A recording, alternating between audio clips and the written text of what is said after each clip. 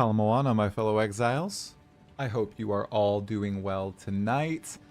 Today we return to Path of Exile 2 after a brief stint in Path of Exile 1 for the Legacy of Phrygia event. As a brief update on that, I did hit level 80 on hardcore, beat Kitava for the first time in Path of Exile 1 on hardcore, got my full armor set in Path of Exile 2, and I am out. I'm back to Path of Exile 2. Did not play past level 80 for the event. I got my reward and instantly felt, oh, all right, I'm out. Anyway, today's stream, we're back to the Still Sane podcast. We are talking with All Trades Jack, who is a fellow content creator on YouTube. He's created some awesome videos in the mind of the casual gamer. It'd be interesting to discuss that in an ARPG sense. And then, of course, we're just going to play some Path of Exile 2 hardcore solo self-found. I hope everybody's doing well.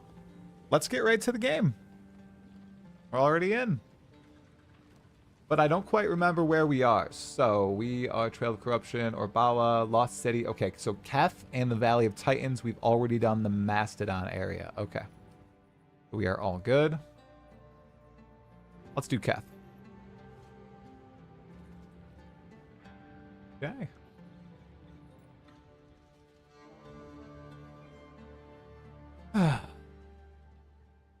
Long day. Long day. Let's not die, though. We're not going to die. We're pretty strong.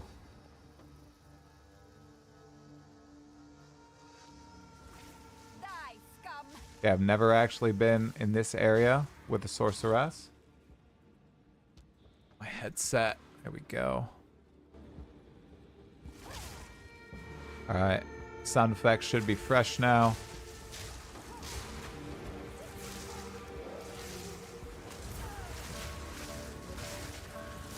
I think we're reasonably tanky as well with this massive energy shield we have with Grim Feast. I think this might be one of my tankiest hardcore characters yet. And of course, I'm just practicing for that race event that I'm totally going to destroy this weekend. Right, you guys? Gonna have no issues on that race event.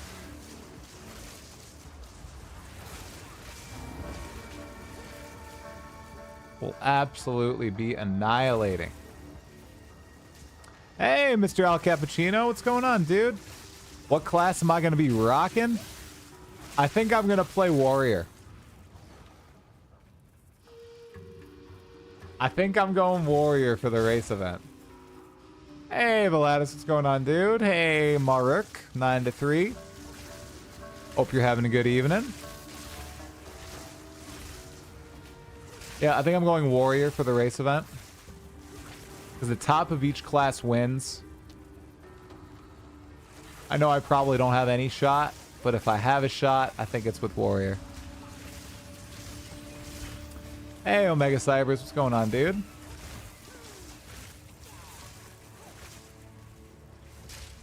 Ooh. Hey, Cirrus. You want to make a Warrior eventually? Gotta... You still need to make that and a Monk. Well, Monk is crazy fun.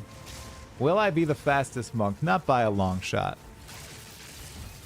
Not by a long shot in my view. So I'm going to go on the one class I think I might have a chance on. Even if it's a 0.1% chance.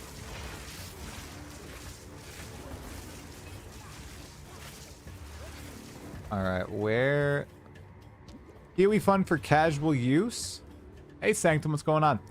Path of Exile 2 fun, but yes, we'll actually talk about Path of Exile 1 as well.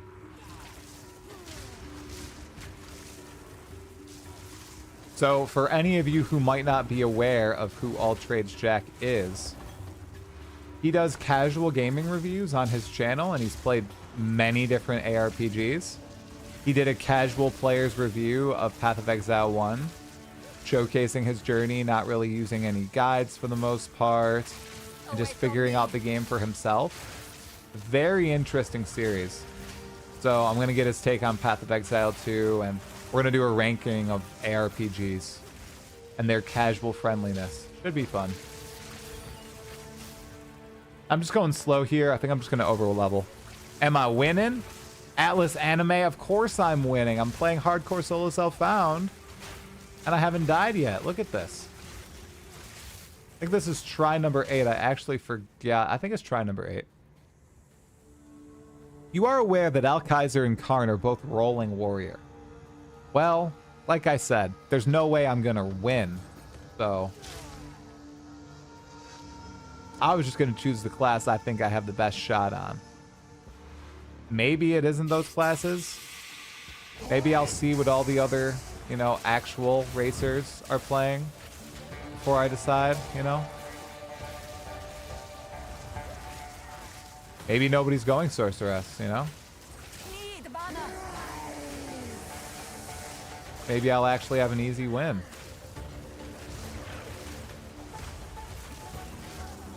If I go something like a Sorceress.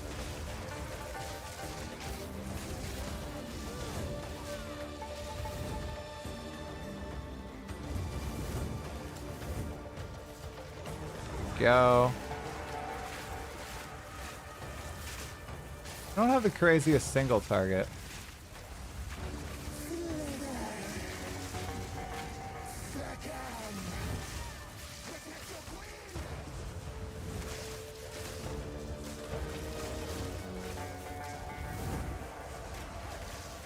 As you guys can see.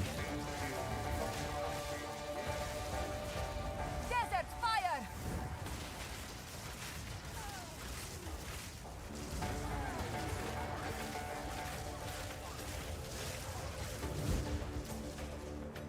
Hey, Johojo, what's going on?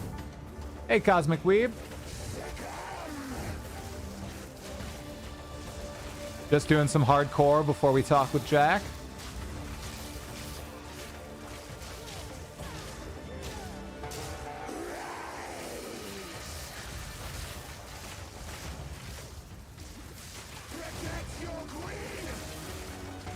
Protect your poor queen. Oh, goodness.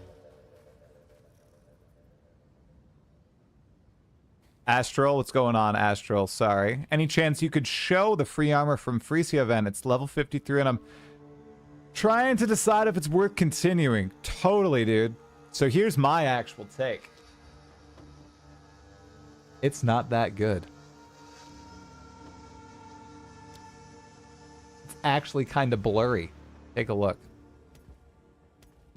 So the helmet's fine, but then you look at this. Look. Maybe you can't see it on your screen, but on my screen, I can see the blurriness of the armor. So this is the full set. And then Twitch drops the Havenswood cloak. It's not... I mean, it looks better in game, right? It looks better in game. But in that screen, it doesn't look that great. Obviously, we have way cooler stuff that we're wearing as regular skins right now. Maybe we go all demon-y. What do you guys think? Should we be demon girl? Probably not.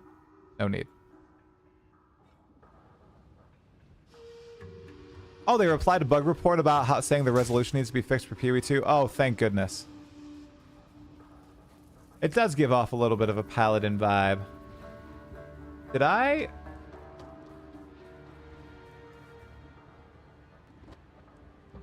already kill her?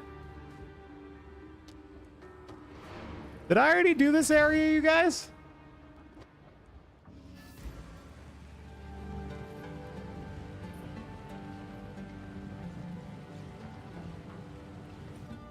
Did I already unlock the Lost City?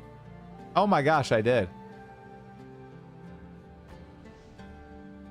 When did I do this? It would be awesome to have co-fishing in the potty. Is pretty popular in the FGC and VTuber communities. He's been playing a lot of PoE2. Okay, I don't know how to do VTubers. Like, cool. I don't get it at all. I hope I'm not offending anybody, but I just don't. I'm not in that space at all. Like I said, no offense. I just have not touched that area of YouTube or Twitch in the slightest. Imagine if we get Paladin before Druid. That's the new idea, isn't it? That Paladin and Gladiator are coming instead of Druid and Huntress. Now here it is, guys. Druid, Huntress, Templar, Gladiator. All in .2. Oh. Oh. All the VTube stuff is on their end? Oh, it is? See, I literally don't know how that works. I didn't know if it was like... I guess it would just be like the virtual camera on their end. Like, I literally... See? Zero thought. Raw try reaction there. Yeah, maybe I can look into that. I have begun lining up the March chats. We still have no real idea of when the patch is coming through. We got approximately 1 month, but that is actually a decently large range. But they have been doing quite a few updates. Their social media team is actually posting pretty consistently now, which is cool. Shout out to them. Good work. We had the duel of the bosses. We had the stats post from today, which was pretty awesome, right? That was cool.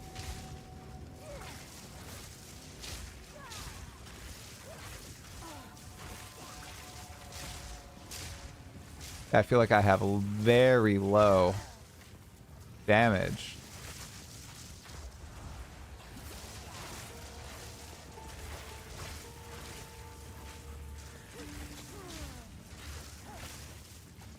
Yeah, D4 won't be getting a class for at least like a year, right? That's what they've essentially confirmed, because they're not going to be a class outside of DLC. So it's going to be a little quiet on the class front for Diablo for quite a bit.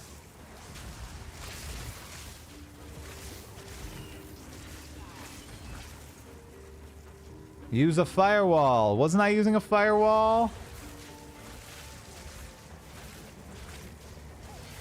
Maybe I wasn't. The boss duel was so good. It was indeed, KJeth. They used to do that all the time, I think. We got to see the two bonkers going at it. Crowbell and... Ooh. Can I do this one?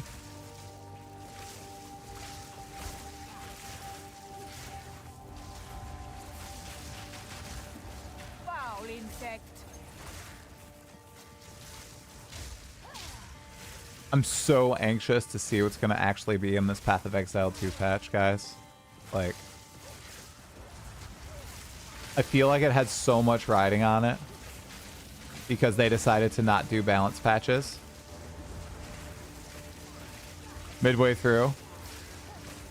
And they've been saying, we're just going to wait. Giant patch. Giant patch. We're going to wait for the giant content patch. And it's almost here. The ninth treasure lives? It does have to be big. Like, you know... I know I'm the hype lord, but I legit feel like this has to be a meaty-ass patch. Or some people are just going to be like, what? What the heck? What is going on? And I believe they need to change their philosophy on patches.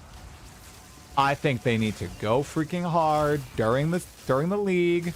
And Herald of Ice should not have been in this state for this long. Come at me. Come at me, you guys. It's true. It's 100% true. Herald of Ice, popping packs should not have lasted this long. Okay? It has trivialized the game for so many builds. Spark / Archmage should not have been in that state for this long. Okay? To be fair, I'm only saying this because I did not run a Spark build at endgame, and I did not run a Herald of Ice build at endgame. If I played either of those, I would of course boycott the game and review bomb it if those were nerfed. Because that is the only sensible thing you can do when your build is nerfed and you're playing an ARPG. Inhuman beast! I didn't say Herald of Thunder needs to be nerfed. Herald of Ice.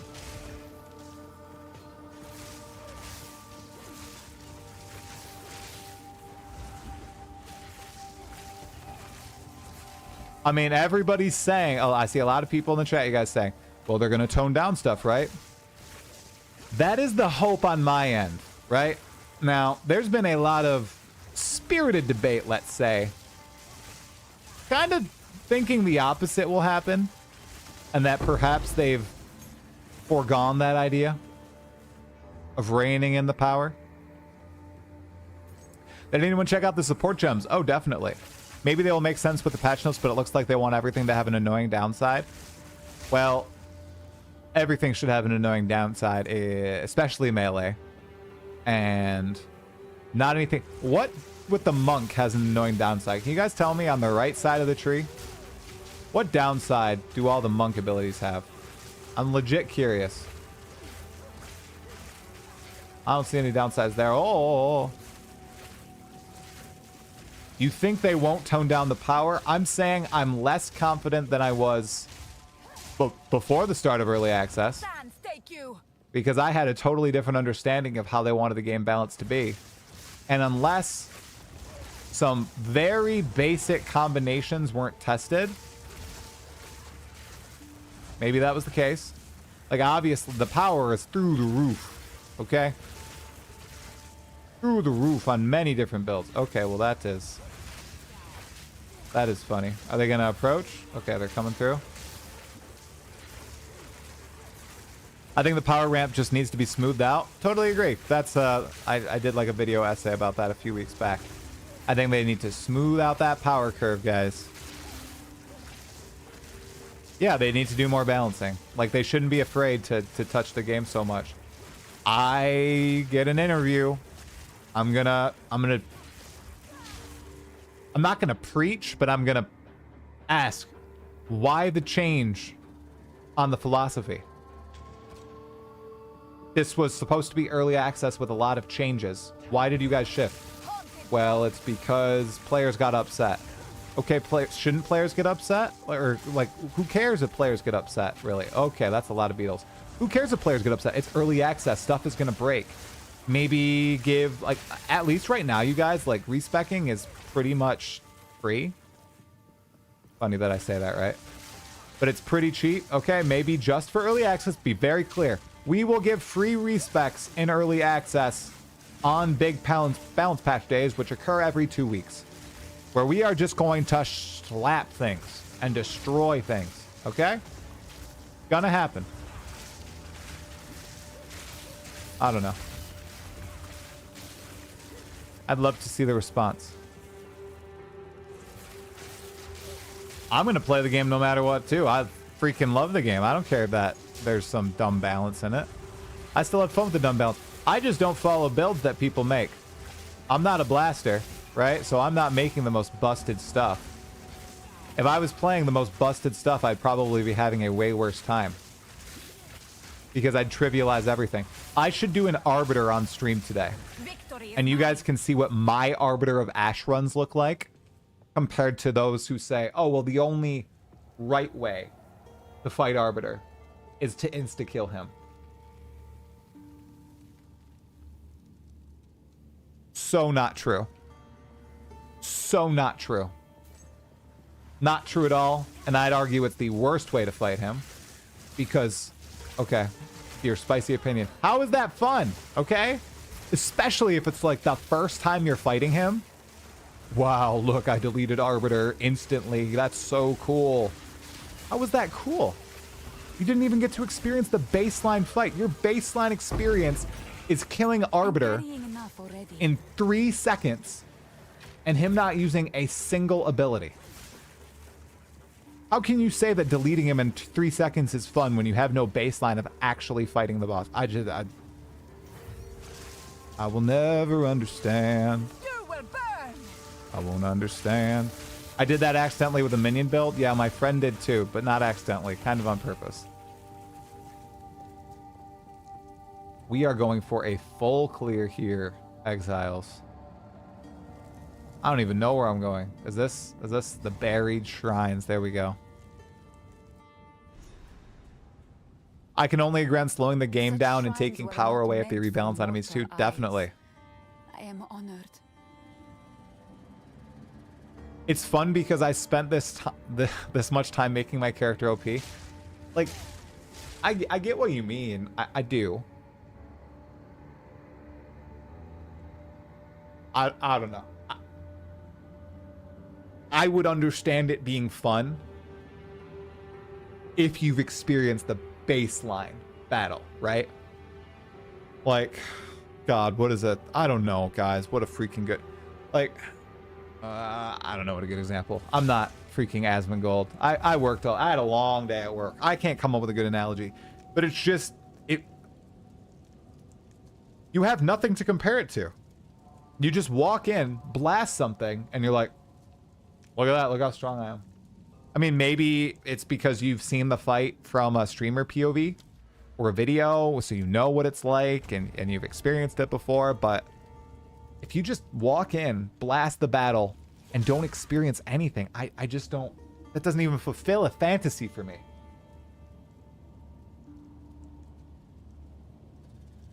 Because you're not overcoming anything. It's just something that you're... It's just basically a white monster.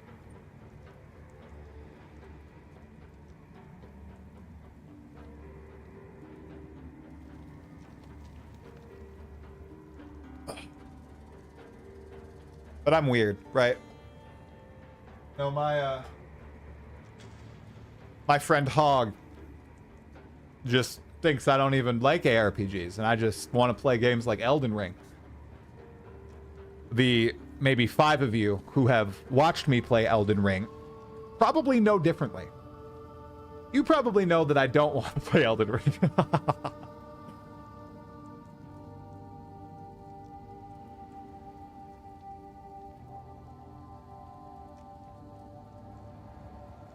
Seth, me and my friends are new to PoE in general. We're kind of casually 6-manning through the game with the limited time we have. We just got to Act 2. Game is a lot of fun. We're having a blast. Hell yeah, dude. Hell yeah. It is a blast. I mean, when I read Pog's tweets at me, I just feel like I can't take him seriously. And I even wrote as much. I was like, bro, this is just an odd take now. I can't take it seriously, dude. I feel like you have a... Here's a term you don't hear from Try a lot. A hate boner for Path of Exile 2. And it's like clouding vision. I don't get it. I don't get it. There were also people in there, you know, saying Path of Exile 2 isn't even an ARPG.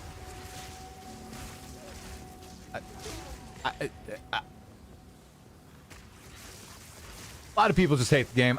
You know, I don't hate the game. I just like playing the game. If I didn't like playing the game, I wouldn't be playing the game.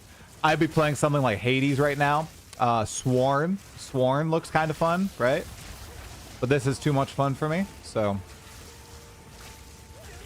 I might be checking out Monster Hunter Wilds. The hype is palpable around that game. I might be giving it a go. If you streamed yourself one-shotting Arbiter in Discord to your friends, the reaction to that would be way more intense than if it was a 10-minute fight. People enjoy it. I 100% disagree because we've had that literal situation with my friends and I. We do Arbiter rotations in Discord with each other, streaming it. And, you know, we do me. I had like a 6-minute Arbiter tier 3 fight the other night. Freaking intense. Everybody's like, oh, the whole way. Oh my God. Oh, try. No. You know, I get the freaking groans and the cheers and the, like the gasps and everything. First 6 minutes and then a, woohoo, let's go. And then I get a freaking Warrior Invictus I sold for like 10 div or something. You know, great. My friend walked in on a minion build and did tier 3 Arbiter and killed it in 3 seconds. And everybody was like, nice job, dude. Very cool. I don't know what you're talking about. How is that more intense? Return to death. He's using a busted interaction with frost mages and this like Eye of Winter cat, and he just... What is intense about that? It's a slot machine. He killed Arbiter, and the whole thing was, oh, what drops did you get? Oh, you didn't get any drops? Oh. Okay. So you'll totally remember that experience 6 months down the line, right? Killing that Arbiter in 3 seconds. Not experiencing a single mechanic. Whereas me, I experienced everything. I did 3 hallway phases. Did you guys know that the number of halls increases if you don't face him? So the first one is 7. The second one is 10. 10 halls. I didn't know that. I almost died as a result. It was pretty funny. But my fight against Arbiter by far has been the most intense of the friend group. And I think. I'll ask my friends. Maybe they totally disagree. Who's my friend? My childhood friends. They're all, we used to play like Dota 2 together, Baldur's Gate, Neverwinter Nights, everything. They refused to try Path of Exile 1. They've all tried Path of Exile 2. They love Path of Exile 2, and they have blasted it and probably have double, triple, quadruple my hours in the game.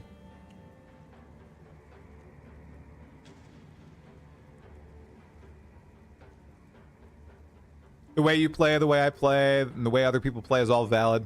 I don't understand the way people like you play, but you seem way more bothered. I hope I'm not... Guys, I am one of the least judgmental people when it comes to how people play. Maybe I'm coming off a little abrasive or something. I'm sorry. I was just giving my opinion. Everybody should play the way they would like to play. Of course, you guys. Of course. I'm not policing anybody else. I'm just saying what I find fun, right? Yeah, of course insta-killing bosses is valid. Lots of people find that fun. I don't find that fun. Yeah. 100%, guys. I'm not trying to police your game. You think I'm trying to police the game? That's why Path of Exile is so cool, because you can insta-kill bosses. You can take 5-6 minutes to kill bosses. And both of the experiences are valid and possible, right? There's not a right way to do it, right?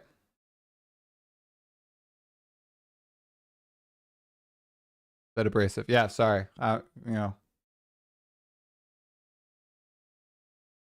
You know what I find fun? Not yet having fought the Arbiter at all. I played every class. That's way more fun to me. It's all subjective. That's my point. That's totally my point. All this is subjective. I guess when I was just talking here, I wasn't sounding very subjective. But that is my point. These games are subjective. And saying that I should go play a different game because I enjoy this game for the elements that it's designed around right now is silly. You shouldn't go tell people to play other games, right? Okay? Right?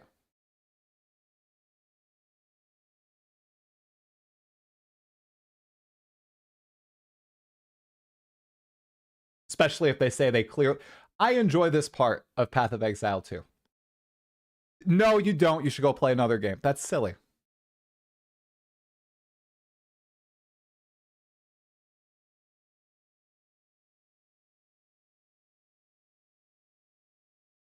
Also, due to this game's economy, if you're not one-shotting stuff, you're being inefficient. See, and I don't even...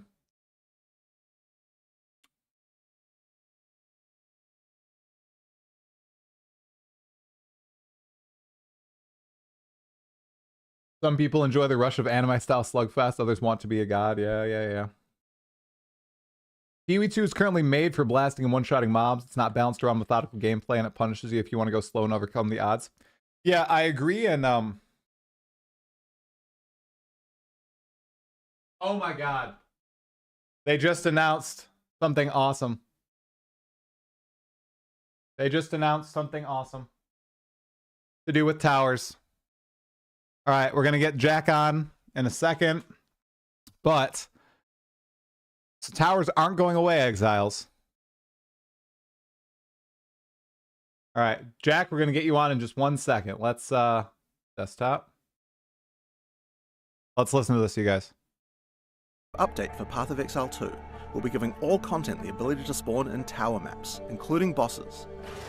This means towers will have the same clear requirements as regular maps, and you'll need to fulfill these requirements in order to activate the tower. Towers will be able to randomly generate with content on the Atlas, and they'll be able to gain content from using tablets on other towers in this radius as well.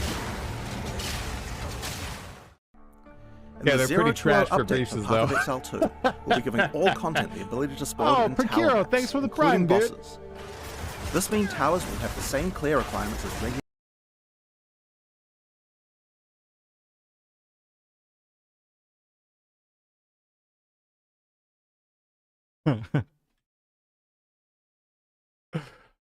Oh, God.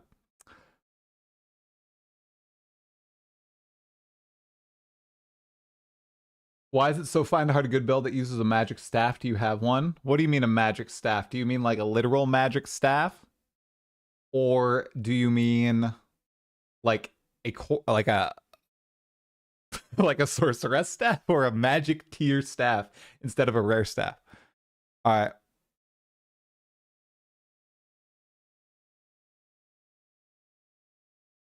Can you fail a tower? You can now. Yeah.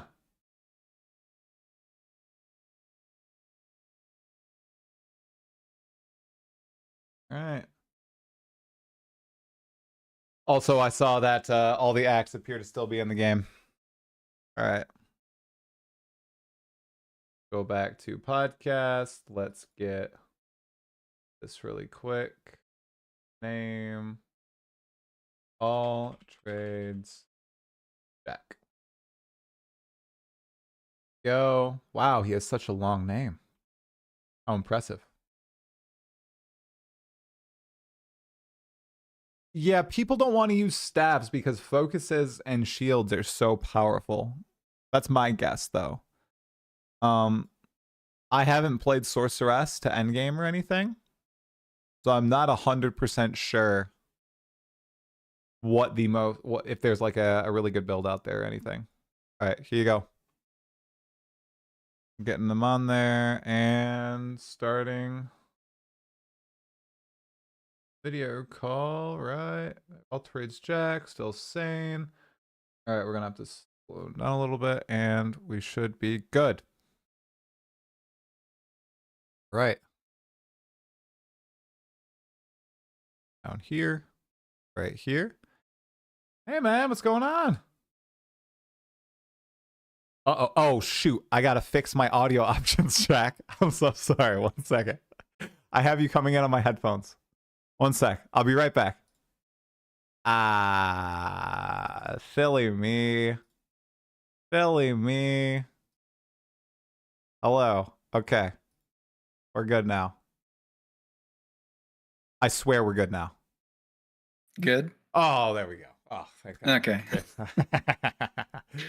It's a remnant of my Age of Mythology marathon with my brother. I had to put on headphones so we wouldn't wake up my wife and 2 kids.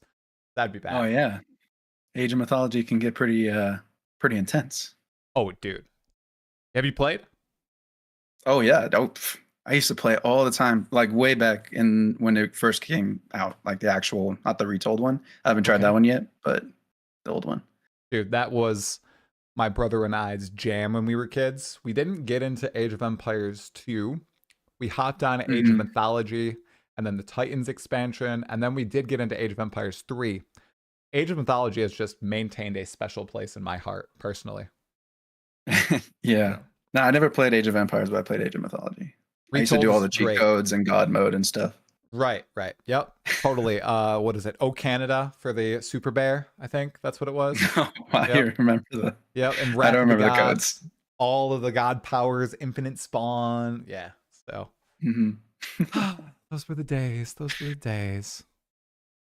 Now I sacrifice a lot of sleep to play that much, and it's not worth it, really. It's not. Yeah. The main question is, do you still play with cheats? No cheats. We actually play for real. Yeah. Okay. Yep. And I smashed my brother, so no chance at all. I believe it. It's shocking too because he is an absolutely excellent Age of Mythology player, but I have a strat down, Jack, and I can rush him in like 8 minutes, and he can't fathom it. He can't beat it. If we go any longer than 20 minutes, he wins. But if I can get him in that first 20, it's over. It's all done. So Yeah, I used to have. I'm really bad at those games. I'm really bad at strategy games. I love playing them, but I'm really bad at them. And I played StarCraft 2 okay.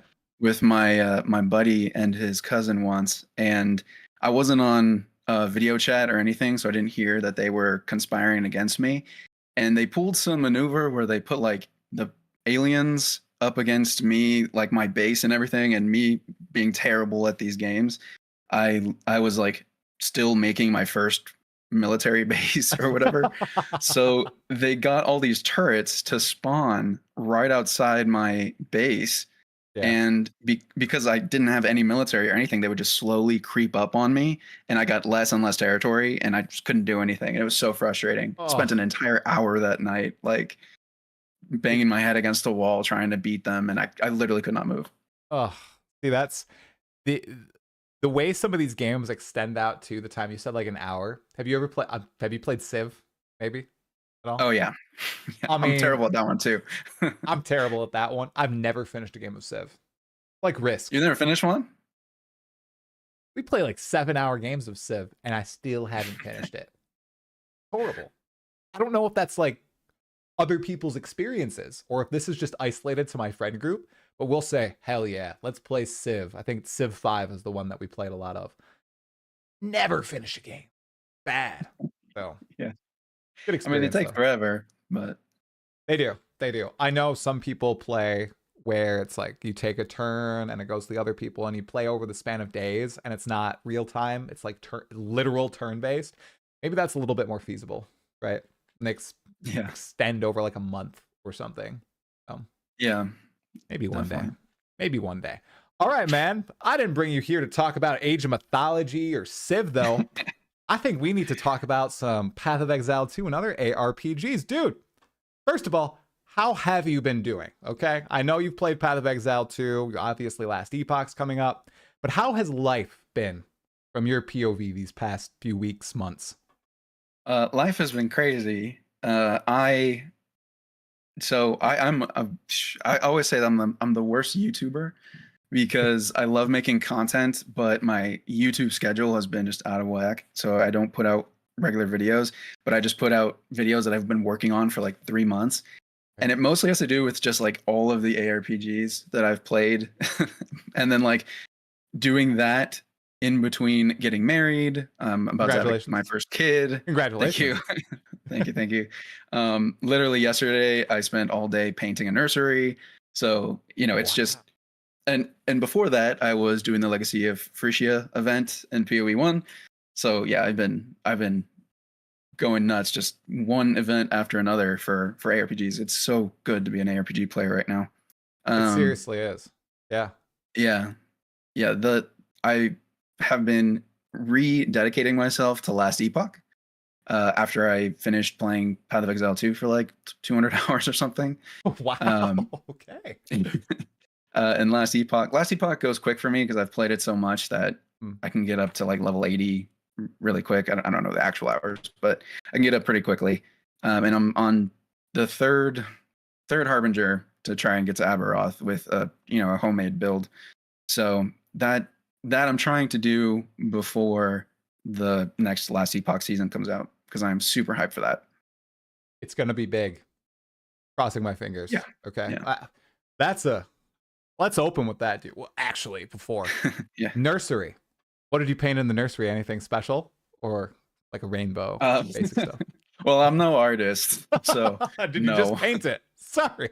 I just painted it. Me too. That's how far I can get. I did dark green with a light green on top, separated by a white border. So it's a little fancy. It's that's a little snazzy, nice, but dude. I mean, that's not that single color or anything.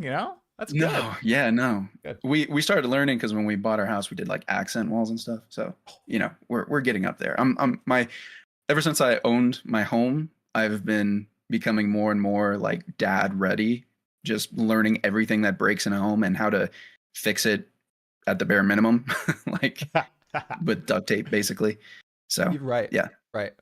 Mad props to you, man. I've only had major things break in my home, so I've had to bring in professionals.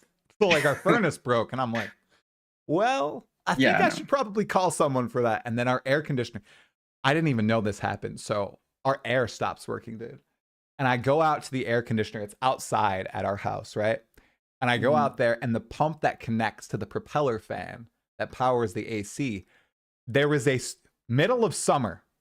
There is a snowball, a block of ice that is built up on the hose and everything. And I'm like, yeah, I'm going to call someone about that. That just seems like some sort of odd spell that's going on, because it's 90 degrees here and there's a snowball. What the heck is going on? Yeah, I've had that happen before too. Oh my First year I God. moved in, and where I live, it gets to like 110 degrees and there's still ice wrapped around the thing. So yeah. Holy crap, man. Yeah. I get you. It's a sorry situation, but props on the multiple colors nursery. That's awesome. The most we've done. Thank you. We feathered one of our rooms, which very fancy. Actually not that hard, but it looks nice. Feathered. I don't even know what that means. So our bedroom is purple. Okay. Don't judge me, guys. We like purple. Okay. So we have 2 solid walls, and then the 2 opposite walls are feathered. So when you paint, you then go through and you like with like a not like a feather duster, but it's basically a large feather, and you like create lines as if there are like little specks of like white and everything to give a little texture to the wall, and it's called feathering. Gotcha. Right? So it looks interesting, like it looks a little different. It isn't fancy at all, and it probably could have been done a lot better, but we did it ourselves, so we're pretty proud. Yep. Yeah, that's awesome. Yeah. As long as you did it yourself, man, that's a story you can tell. And I learned how to feather the other day. Exactly. And by me saying I did it, my wife actually did it. So she did it while I was working. So mad props to my wife. She's awesome. She was the painter. I was not painting. I was the supporter. Okay. That's what I was doing. Mental support, refilling drinks, carrying up the paint pails, all that good stuff. So, okay. On from nursery. On to this whole last Epoch and Path of Exile 2 thing, dude. So yeah, we know when last Epoch's coming out. April 2nd, season 2. They've been working on it for a year. And Path of Exile 2 has basically pushed their it's being branded as big content update to approximately 1 month from now, which gives quite a bit of wiggle room. Hypothetically, it could be that April 5th, that Friday, right? So my first question, it's a spicy one. I've asked it to many people in the community. If that happens, which game would you be playing? Say Path of Exile 2 hops out on April 5th, 3 days after the content update. You know, it's on a Tuesday, right? So you've probably worked. You haven't actually got to play any last Epoch. It's Friday. You've got last Epoch loaded up, and you got a new Path of Exile 2 patch loaded up. Which one are you going for? I'm curious. That's not even a hard question. I go for last Epoch. Oh, dunked. Why? I mean, I'm probably people, you know, like, I feel bad because I love Path of Exile 2. I don't want to take anything away from Path of Exile 2, but the amount of content that is coming in last Epoch's season 2 is massive. And I don't have a lot of time to play games. So like just the fact that there's so much new in last Epoch coming, I'm beyond excited for it. And I'm really excited for what PoE2 can be. I'm excited for the future of it. But last Epoch right now is still the ARPG that I'm probably the most excited to play right now. Right. And I wanna make sure I say right now, because I'm sure it'll change eventually. But Path of Exile 2 for me, Path of Exile 2 for me right now is just, it's one of those games where I need to pay attention. And I need to give my full focus to everything that's going on the screen. And it's weird to say that for a video game because you were supposed to do that.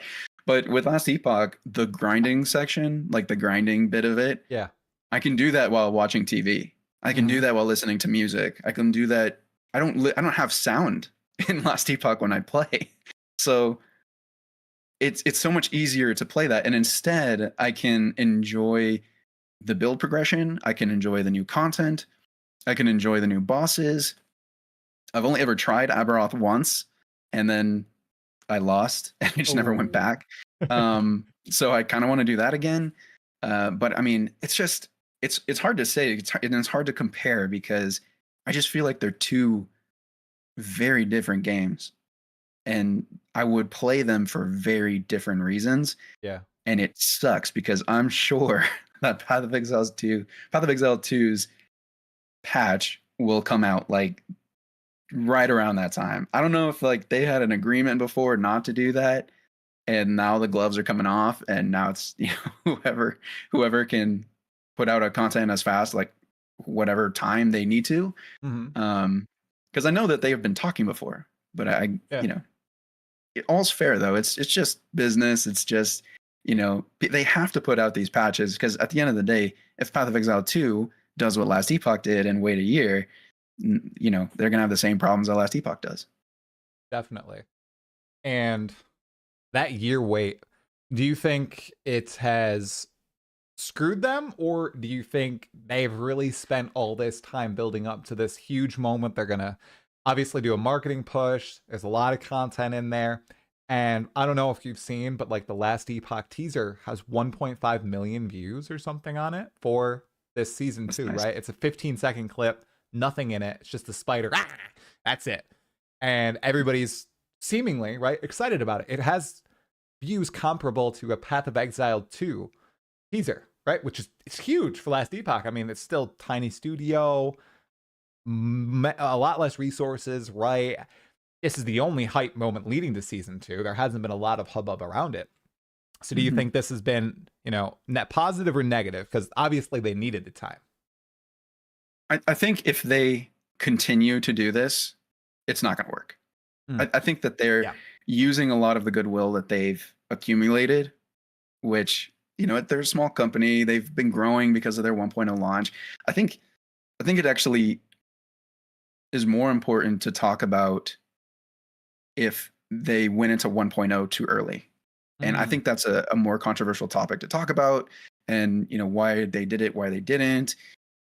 I think that they needed time to work on a lot of the technical issues, of course, but then also to hear feedback from this many people. I mean, back at launch, they had 260,000 people playing at the same time, concurrent players on Steam. So they needed that feedback.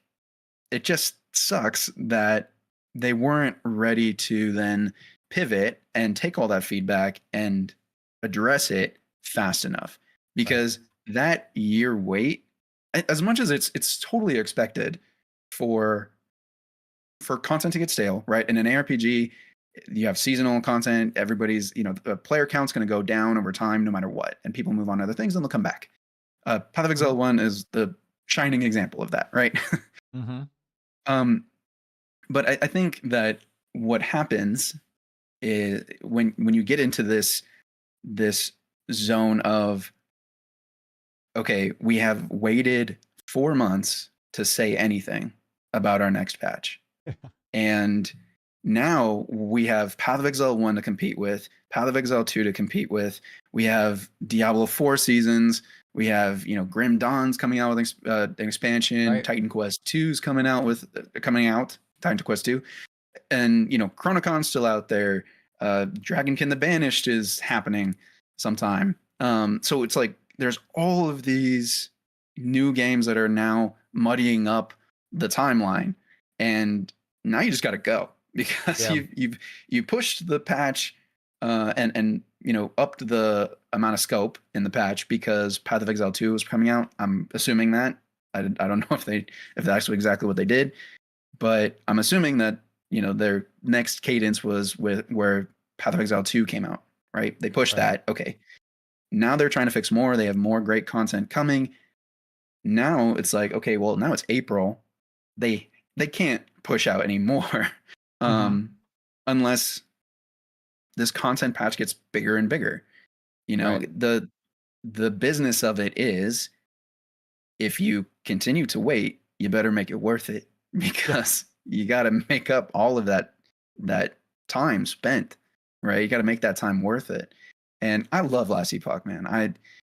I can't say enough how happy I am with the game, even in its current state. It can be better. There's always ways to make it better. But it is the only game that I've consistently come back to, even without content patches.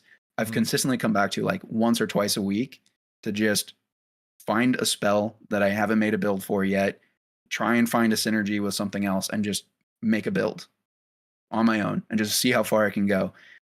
And I really hope that post season 2, we do not have the same amount of weight. Yeah. You know, and I think that's where agree. It makes a break. Right. I totally agree. And I chatted with Aaron of Action RPG about this. He seems pretty confident that's not going to happen. He thinks they have everything together, and he's the guy who's obviously got probably the most inside info into EHG. Definitely. So I think they've fixed their pipeline leading up to this, and I think you're right. They probably were going to release when PoE2 came out. They pushed, and it's ended up just now in April. This is going to be a big content patch, but after every 3 to 4 months, I think they're going to get in that cycle. They want to do that. They want to be a live service ARPG. They've grown their team. I think it's going to be in a good place, and it's going to be battling up against some tough competition. Now, you said one of the big reasons that you really enjoy Last Epoch is because you can constantly return to it, make your own build, progress, and it feels good. I'm curious, in the current state of Path of Exile 2, do you feel that's possible from a casual gamer's perspective? So obviously, I don't know if you want to give people a little bit of background, but obviously we chatted at the beginning, a little bit more casual. You got a family, you got a job, you're doing all this handiwork around the house. So it's like when you sit down, I feel like you're a lot like I am. When I sit down, I want to play. I don't want to go and watch a build guide or go into Path of Building or read a guide on the forum about a build. I'm just going to make it myself. And it better work. I better not need to rely on someone else to do something. Even like if I have a average intelligence, you know, right? Do you feel like it's possible in PoE2 right now? Not on the scale of Last Epoch, but well, I think that it kind of depends on how you look at the term casual, right? Yeah, casual is like 80% of people. You got to think, right? It's a huge, broad term that describes so many people that are going to enjoy the game in different ways. Yes, I think the campaign of Path of Exile 2 is casual friendly. The only reason I think that is because you can go through the campaign. It's well paced. It's difficult, but it teaches you kind of the mechanics as you go, and it gives you ways to, craft, kind of RNG craft, but still craft. Gives you ways to build your character, and even though it's not, it's still difficult, and it's long. It's fun and it's exciting, and you play against bosses that are, even though they're tough, they're beatable, and it gives you ways to continue to progress. I think that stops into the end game, right? Okay. I don't necessarily think that the end game as it is right now is super casual friendly. And again, depending on where you sit on that range, you might really like the end game. Even as a casual player, you might say, okay, well, I'll just do 1 or 2 maps a day and call it, right? And I'm okay with taking that long to progress. A lot of people feel that way. I'm usually that way. I don't need to hit the pinnacle bosses as soon as I start playing, right? I haven't gone into endgame. So past tier 5 maps, I just kind of say, okay, well, if I'm going to go past tier 5 maps, I'm going to hit bugs and problems that other YouTubers and other content creators have told me about. So I'm just going to go and reroll another character. Yeah. So it's super casual friendly if you play the campaign, and acts, the cruel acts are placeholder, so it doesn't really matter. But they're pretty damn easy. Yeah. The thing I don't really think is super casual friendly too, like when you get into the end game, are the trials, like the ascendancy points. Ooh, okay. Is that spicy? Am I controversial now? You are the definition of anti-spice with that. I'm the spicy one, dude. I'm a trial fan. There's a lot A lot of people hate the trials. I want to Oh, touch really? briefly. Oh yeah, dude, people do not like the trials, man. Oh, especially for getting the ascendancies. I feel like farming them after the fact, kind of okay, but unlocking ascendancy point 3 and point 4 especially, whew, people are not fans. They Yeah. want that change. Man, they want a Zaro back. All right. I think there's some sort of movement to bring a Zaro to PoE2. I don't know if it will be successful. We'll have to see at the end of the day. But That would be so cool, though. wouldn't An, it? an updated labyrinth. I That'd be so agree. cool. An updated Zaro, right? Come on. Yeah. Like, it would That'd be be cool. great. Trial 1, Sekima, Trial 2, Chaos, Trial 3, Ancestors, Trial 4. Izaro, he's back. Surprise. I think that'd be great. Big fan. Do you think? Sorry, I'm going to ask you a question on your podcast. Oh my god. Go for it. Of course. We're chatting. Do you think that in the future when they add more, or I'm assuming they're going to add more like trials that you can get your points on, do you think that they're going to let you do them in any order? Somebody, I don't Like- remember who it was chatting about that. I think that would be a good idea at the end of the day, to allow some more freedom for people who especially hate Sekima or Chaos, or in the future Ancestor. We know that's coming for sure. We know that there will at least be 3. I feel like that's good, right? I don't know if they need to shoehorn in the 1, 2, 3, and then the last ones are essentially free, right? Or wherever Yeah. you want to go. I think that that's totally fine. But, you know, at the end of the day, I do think they're possible. You just need to fully engage with the system. Like, Yeah. People hate this. I tweeted it. My dad, 60 years old. A month ago, I said to Rax on the pod, no way my dad gets the 4th ascendancy. There's 0% chance. It's not happening.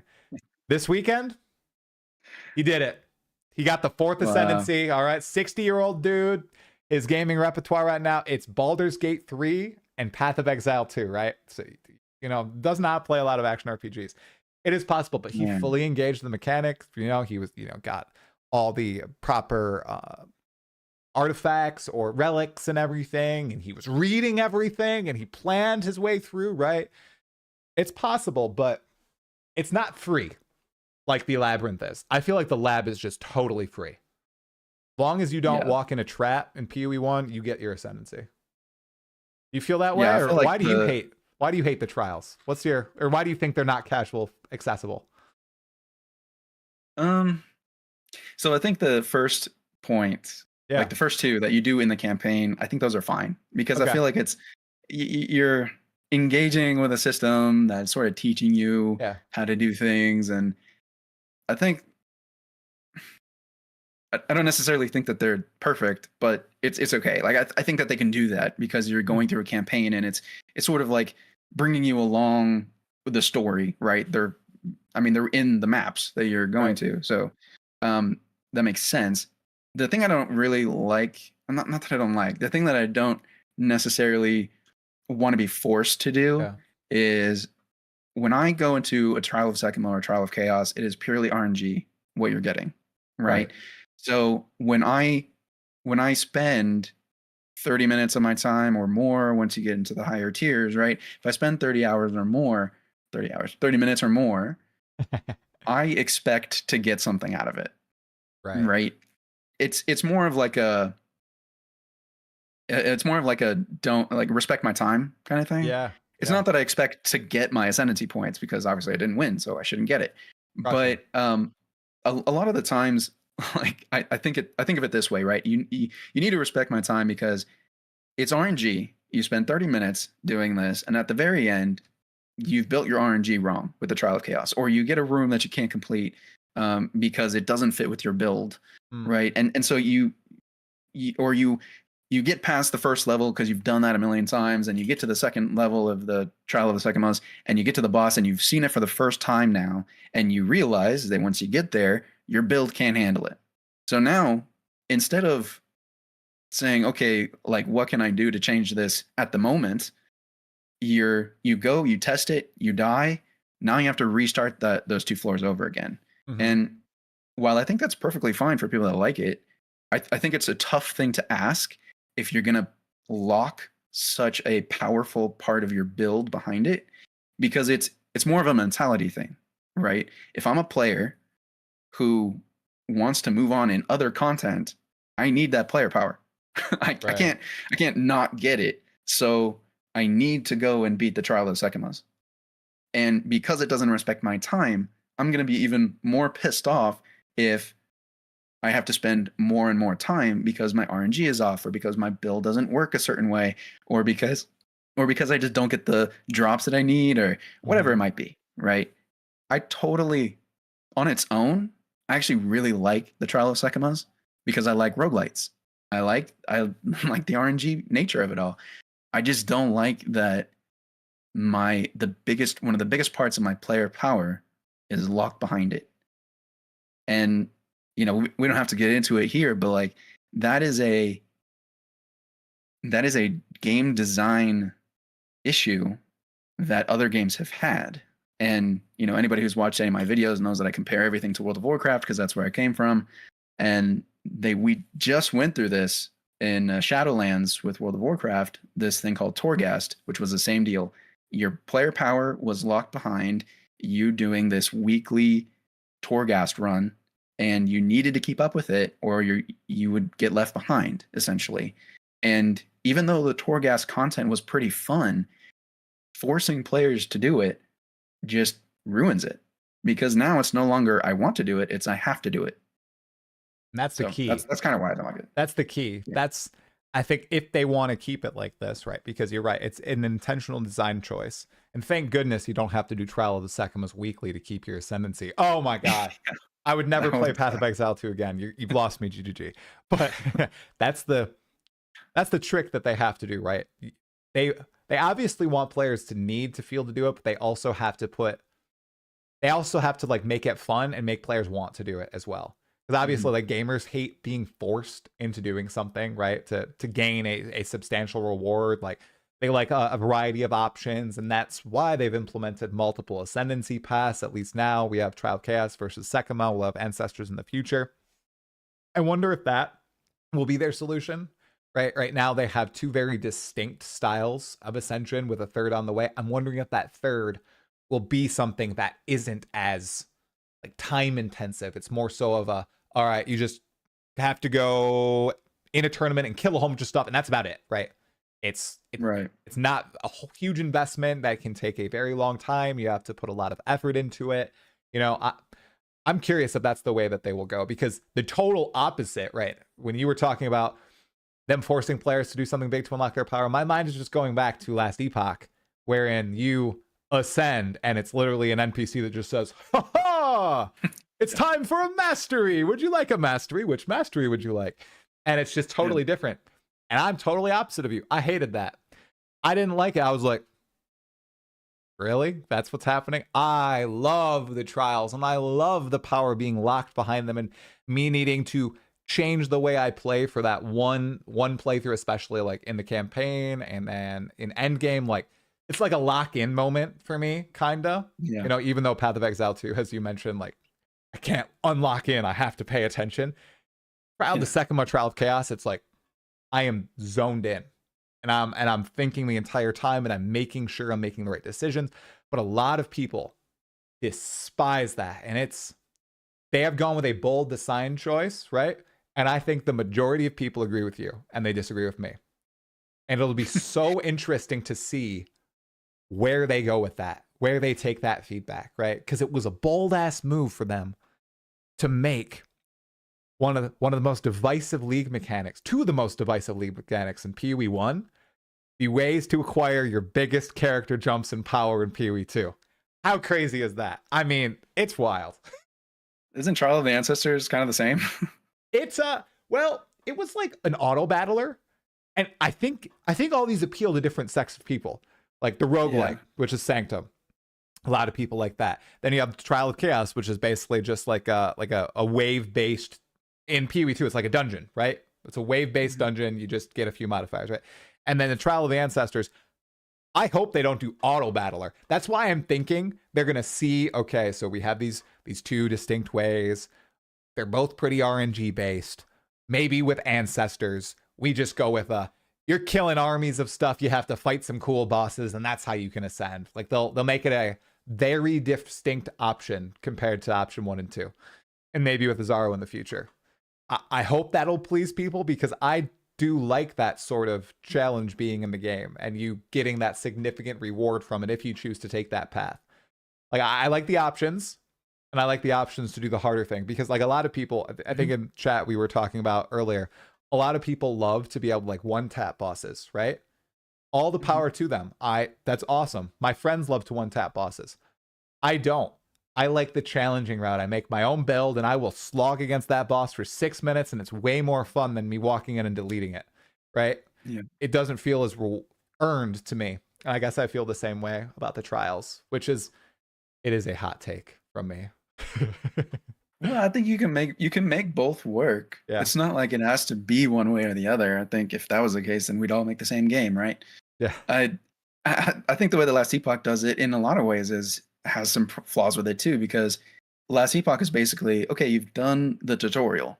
Here's your mastery. Right. Go figure it out after that. But before that, it's like, it's so easy, right? Yeah. And it's basically because, originally Last Epoch, they had your mastery way later. You would go to the Temple of Atera, I think when you were like 30 or 40 level. So it's like, it was much longer. And then they moved it up because, sorry, I keep hitting that.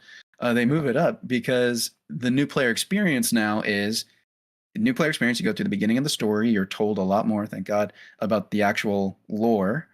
And then you beat the first boss. You go through the time warp back in time or to the void or whatever. I think it's a jumping forward, whatever.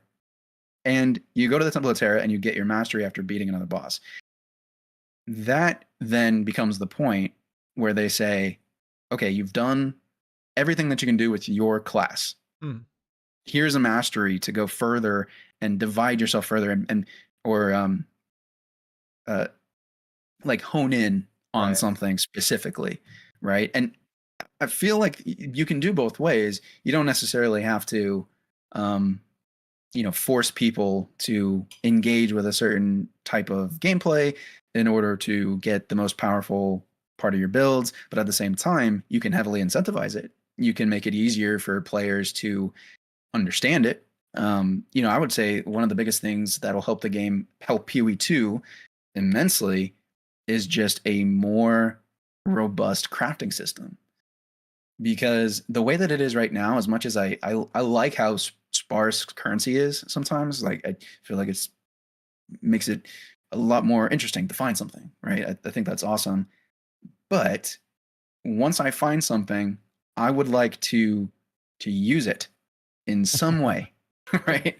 And crafting, like in PoE1, is very deterministic, even though it is RNG, right? You have so many options for crafting, and so that sometimes it's supremely overwhelming, but you know that you can do something for your build. Like you can, of course you can brick something, but you can do something right with whatever you have.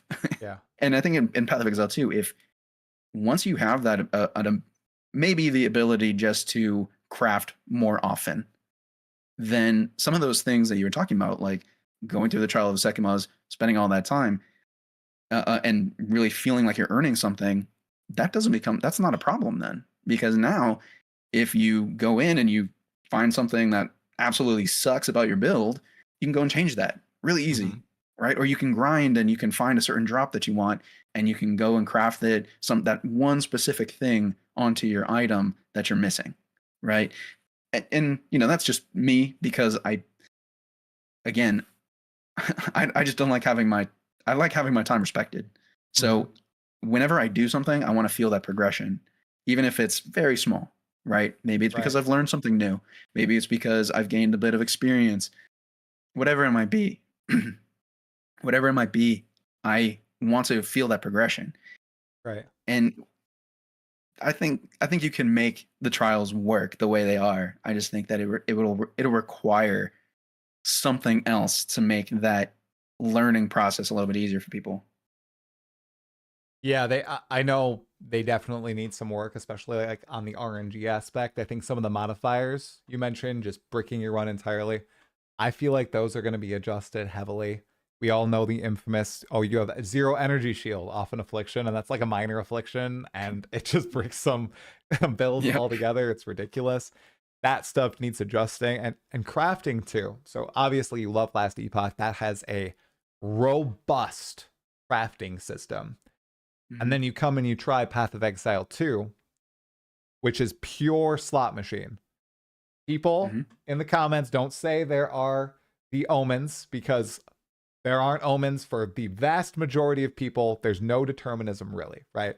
It's just slamming orbs on items and hoping you get the right mods. That's essentially what you're getting for most of the people. And you can use essences in some places.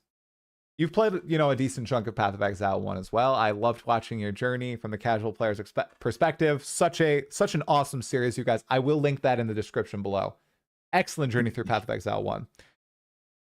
What system would you like to see maybe reimagined, or even just move to Path of Exile 2 to help enhance that crafting? Is there one that might stick out to you? Because obviously everything shouldn't just be ported over to PoE2, right? They want it to be different a little bit.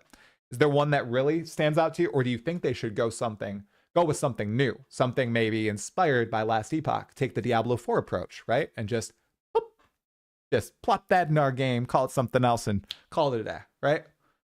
What do you think? That's a tough question, because like immediately my mind goes to Harvest, right? Because it's a great crafting system, but I don't think I would want Harvest the way it is in PoE1 and PoE2. So yeah, I mean, I hope that GGG has a plan for PoE2, and I'm sure they do. I trust them, to have some plan. I love GGG. I don't know if they have a set in stone plan. I think they might be building the train tracks as they go along for some part of it. I do. I love them. I do think it's a little erratic over there. Yeah. That's the sense I get now. Yeah, I mean, I guess we'll see with point 2, right? Like we will do what ends up. But yeah, but I think just here's really the what I feel with Path of Exile 1 versus Path of Exile 2, right? Because I really hope that they stay separate. Ever since they separated them back in, when they announced that there was going to be separate games, it's so much better, I think, in my opinion, to just have 2 separate games. People can play the one they like. Hopefully they figure out how to do the resources and the dev times on both of them. That's a different conversation. Oh yeah. But I hope that they stick to their vision for PoE2 and not just regress back into PoE1, because PoE1 is such a good game. It is so good, but it is way different. Yeah. Dude, I don't want PoE2 to just be PoE1. Yeah, you played Legacy of Frisia, right? So you've played PoE1 since the PoE2 launch. Dude, I thought that they were similar in a lot of ways, and they are, especially in in-game, but holy crap, just the beginnings, way different, dude. Holy woo. Oh yeah. The progression in PoE1 is so quick, but it's so smooth, and it's such a good feeling. Like as soon as you get off you get off the beach, you do Act 1 and you're in Act 2, you feel 10 times more powerful than you did in Act 1. In Act 3, you feel 10 times more powerful than you did in Act 2. And it just continues and builds on itself. And that's 10 years of content for you. So 10 years of updates. PoE2, I hope it gets there. But PoE2 is like you got really slow progression. You go through Acts 1 through 3, perfect, almost perfect, I would say. Acts 1 through 3. There's some issues, but Perfect. Whatever. But almost perfect. You go through Cruel. I don't talk about those because that's not real, right? Doesn't exist. Then you get to Endgame, and it's like, where the hell did I just come from? I came from Cruel Acts where nothing happens and everything's easy, and then I hit this huge progression wall and difficulty spike, and I'm like, and the game turns back into Path of Exile 1. Yeah. But you're still Path of Exile 2. Your character is still slow. It's still, not as powerful, depending on if you follow build guide or not. Hey, or you're just luck of the draw and you choose to play monk and quarterstaff and you're just everywhere. Right. So yeah, it's like you have that huge jump, and I don't know. I have a lot of problems with the end game as it Oh, currently is. bro, you are 100% right with the end game. No, this isn't a crazy opinion or anything. This is something that a lot of people, including myself, I was shook the first map I stepped into Path of Exile 2. I had the footage, live stream, right? Campaign, beautiful. Cruel, I was like, well, this is dumb, but okay, it's placeholder, but I'm just killing everything in less than 2 seconds. Like, Bell, dead. That was every boss fighting Cruel. Then I get to endgame, and I felt like I stepped into Path of Exile 1. I did, but I was playing with Path of Exile 2 skills, and I was on a monk, so it wasn't, and a quarterstaff, so it wasn't as bad as like a warrior with mace or anything. But totally, the monsters are zooming. You're just, stuff is flying everywhere. The screen is crazy, filled up with stuff. The bosses, once again, are trivial, even though they were supposed to be these climactic things, even in maps. And it felt a lot like Path of Exile 1. That is why the community is very divided, I think, on 0.2 and what it's going to do moving forward. Because on one hand, you have people like myself, and it sounds like yourself as well, who really enjoyed the campaign and wanted more of that feel longer in the end game. Of course, we're going to get to a state where we're blasting shit, everything's dying. Great. That happens in like every ARPG, including Last Epoch, including Diablo 2. But that should be fast, like slower. It should be a smoother curve, right? And then you have the other sect of people who loved this power, like it's their first time playing like an ARPG or like Path of Exile. My friends, they're blasting with Herald of Ice, and they're popping screens, and they're zooming everywhere, and they're like, oh my god, this is so good, give me some more. And they're gonna be freaking pissed if GGG goes through with their vision that they promised beforehand and destroys all of that. And they're gonna be like, what the hell did I just play for 3.5 months? It's gonna be crazy, dude. Like, yeah, I think, again, I always say this in all my videos because I don't want to come in and sound like I know everything, right? Or that the game should be catered to me, because it shouldn't be. It should be whatever vision they have, and whatever, if I like it or not, that's when I play it, right? The problem is that I hope that GGG makes its like a campaign extended, right? Or at least they make it balanced so that you're not just you're not the slowest thing on the screen, right? Because I played warrior first, and I got to endgame, and it was rough. And I didn't look up a build, so I didn't know about what is it, hammer of the gods, whatever the drop thing is. I didn't know that. That's it. So then I chose a monk, and I got to tier 5, and I was like, okay, it's the same kind of deal, but whatever. Anyways, not important. I hope that GGG understands, or at least has a vision, some broad vision of a Path of Exile 2 endgame and what that's supposed to feel like. Because if Path of Exile 1 content is what they want the endgame to be, like Path of Exile 1's endgame just in PoE2, I don't think that's going to mix for me, right? But then at least I hope, if they do that, if they pull Path of Exile 1's endgame into PoE2, I hope that they can then do something to, again, balance it, right? It's okay if that's your vision. It's okay if Path of Exile 1's endgame in PoE2, if that's what you want, totally great. But make it balanced and make it work, and make that, yes, like you said, smooth it out. And people will like it, people will not like it. But at the end of the day, at least it's your vision, right? Like, you have your guns on these things, because I don't think you can, especially in such a grindy end game, I don't think that you can please everybody. You're going to piss some people off.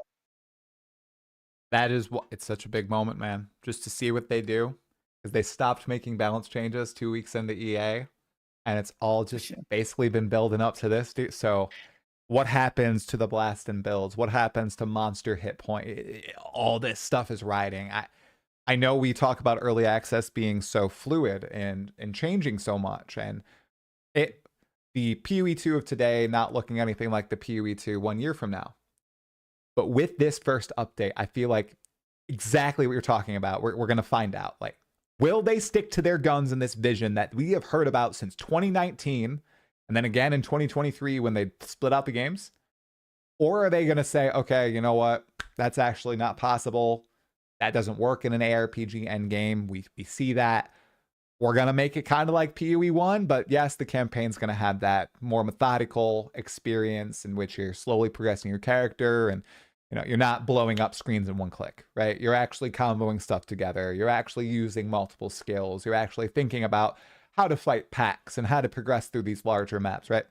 It's going to be so crazy to see, man. Oh my gosh. I feel like it's going to be a firestorm either way. Yeah.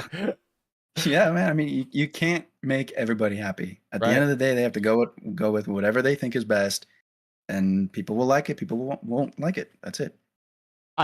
You mentioned the decision to split out the games a little bit ago and how they swapped in 2023. I vividly remember you releasing your video. It's like called a fork in the road or split in the road, something like that. Yeah. I was driving to go get takeout for my pregnant wife at the time when you released it, and I listened to it.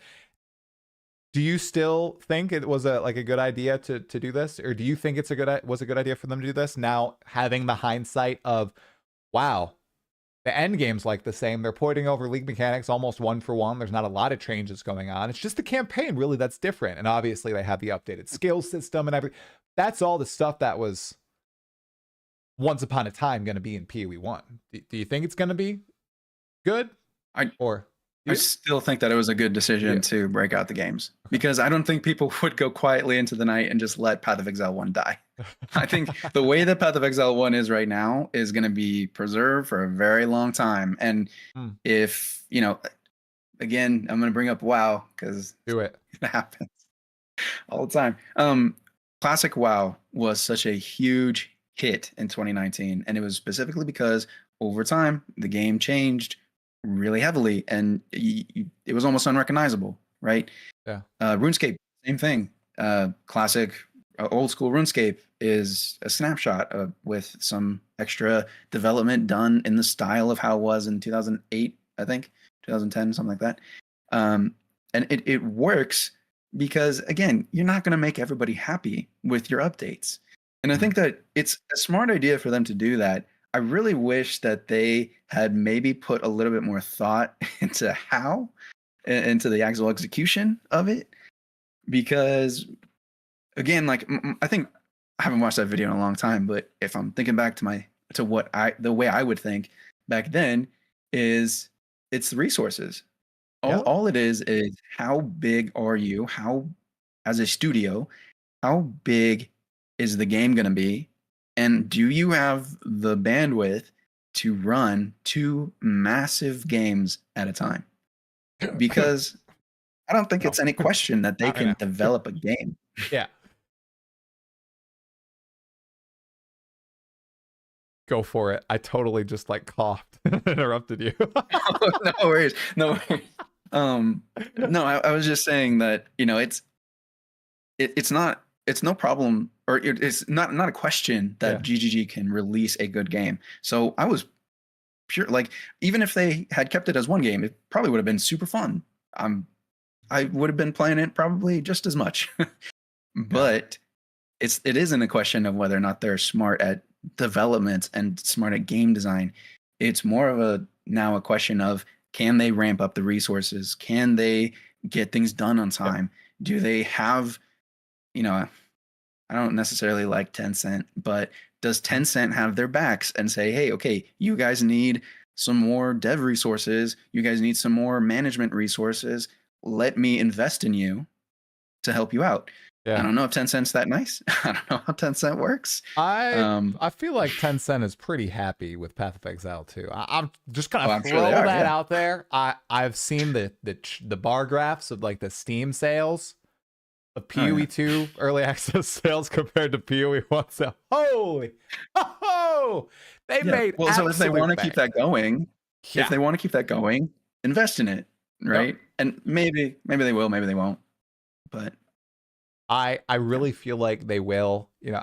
They're being hindered right now by something, and I think it's the New Zealand laws where they can't really get employees fast. I've been cooking in my mind, are they gonna go I think Larian has multiple studios spread throughout. That's a great.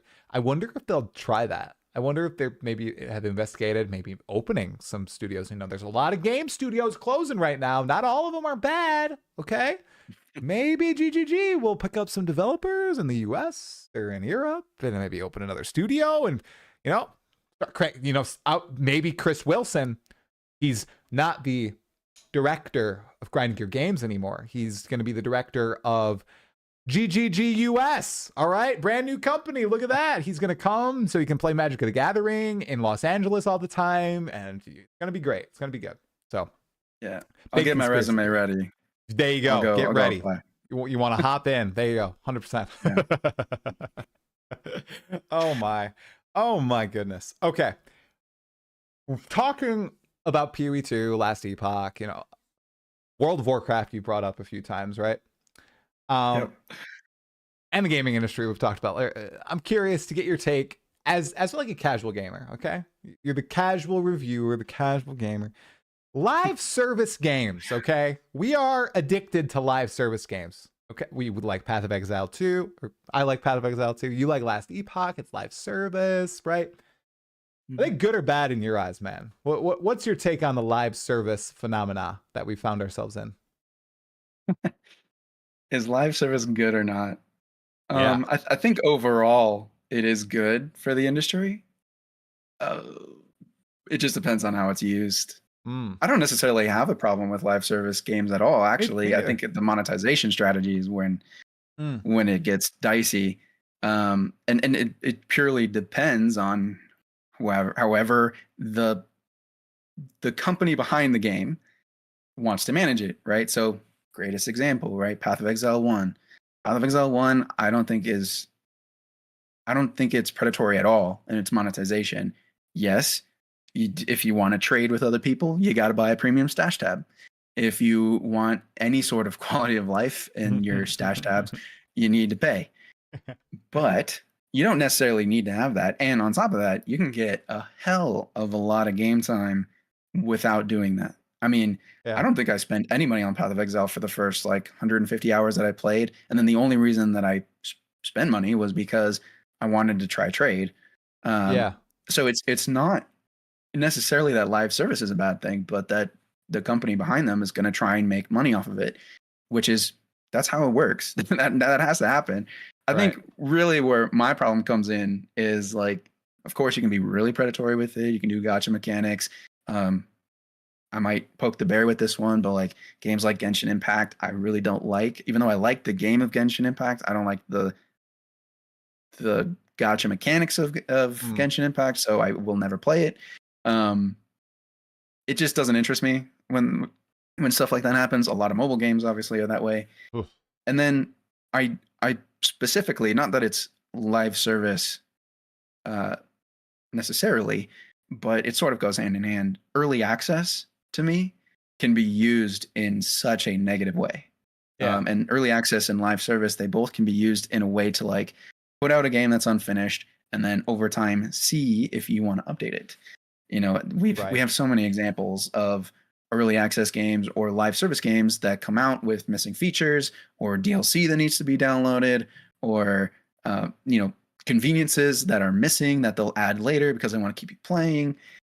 That sort of thing is where I have a problem because I work as a product manager. So I'm working in corporations and I see that, not every corporation is bad and corporations exist to make money. So it's not a problem that they're doing this. It's just you have to be really aware, right, of all the different ways that companies are going to try and reach into your wallet. Diablo Immortal, man. Diablo Immortal is just, oh man, when that came out, it made my brain hurt. Just how much predatory monetization was in it. And how much money they made. Holy crap, dude. It's kind of crazy. That too. They still make bank. I don't get it. I don't know how there's so many people playing Diablo Immortal. It's crazy. Yeah, I have no idea. Right?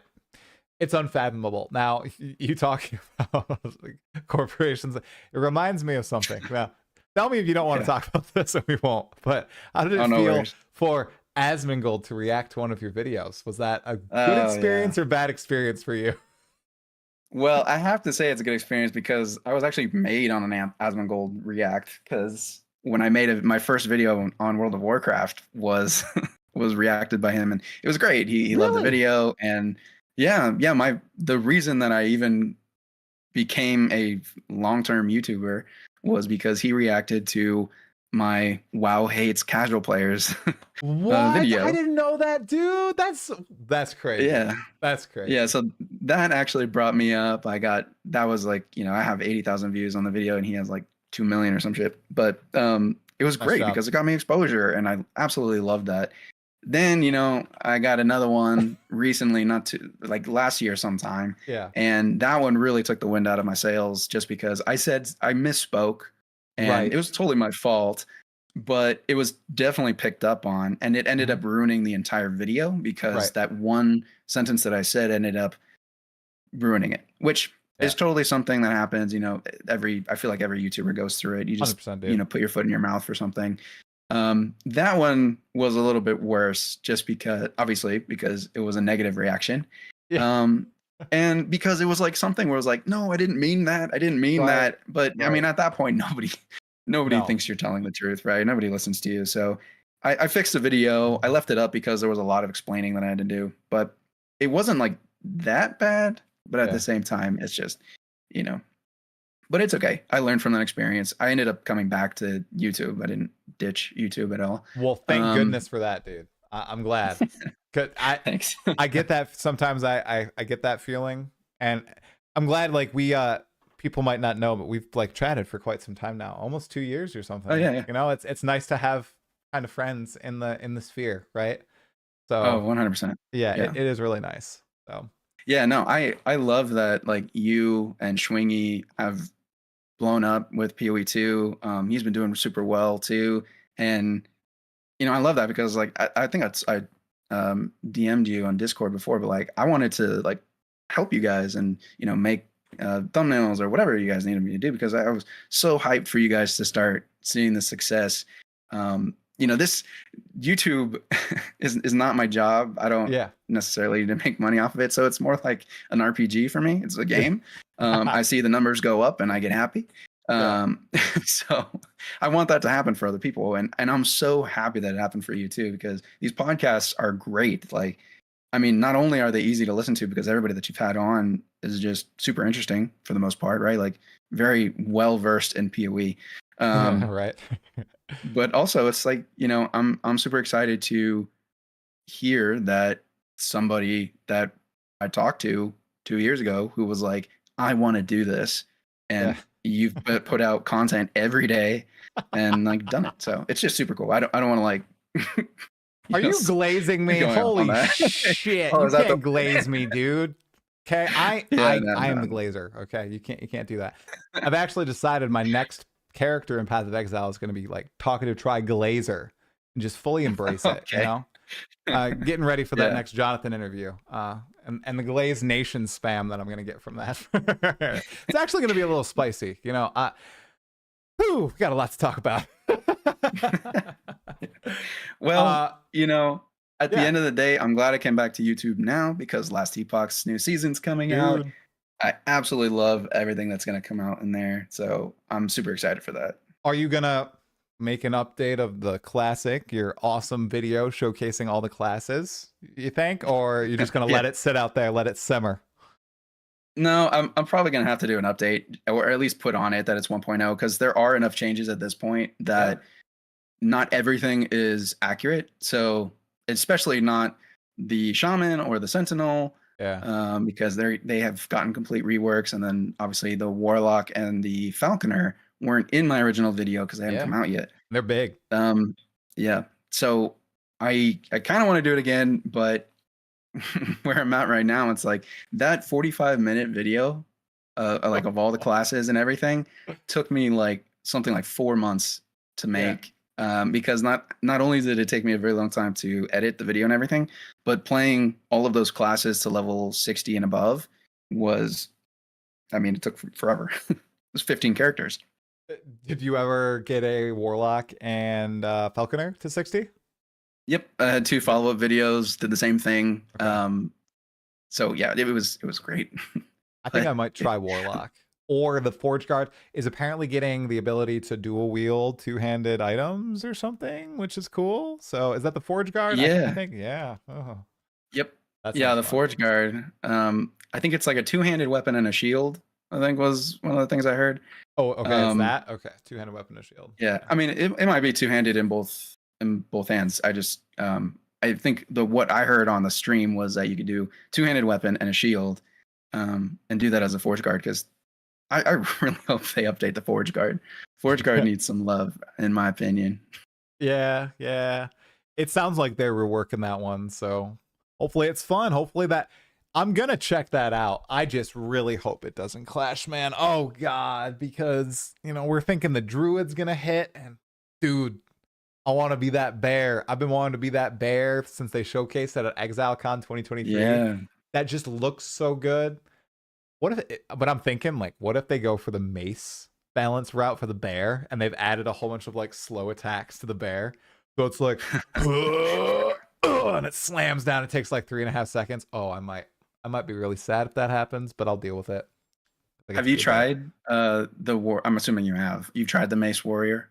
Yeah, I played 2 warriors in hardcore to mid act 2, died in stupid ways because I'm a bad player, and then I have one that's just in act 3 that I've just been slowly playing through. I think that's my second most progressed character. I've mostly played my monk. I've really enjoyed that. And, when they made the initial endgame changes, I ended up liking the endgame a lot more because, as much as I want it to be different from Path of Exile 1, I still love Path of Exile 1. So it's like, okay, Path of Exile 1 doesn't have anything going on right now. I'm just going to play Path of Exile 2, and who cares if it feels a little bit like Path of Exile 1, because I like Path of Exile 1, so I'm in a good place. I do hope that it ends up being very different, though. So, Yeah. at the end So of what the do day. you think of the Warrior right now, as it is right now? The Warrior right now, I think it's fine in the axe. I know that's a hot take. I haven't had any problems. I've done like rolling slam build. I've done bone shatter build. And I've done default attack build, dude. And guess what's the best build? Default attack. That is by far the strongest thing. You can literally... It fully relies on you getting one good weapon, right? And that'll carry like each act, and it'll carry you through the act. And you won't have any problems unless you die in hardcore like I did. But you can just get one good weapon in Act 1. It's like, 45% increased fizz damage on the second tier base, and you can stand and just slam bosses with your auto attack, and you're good. Or your basic attack, and you're totally good. That can happen in all the acts, and I don't like that necessarily, right?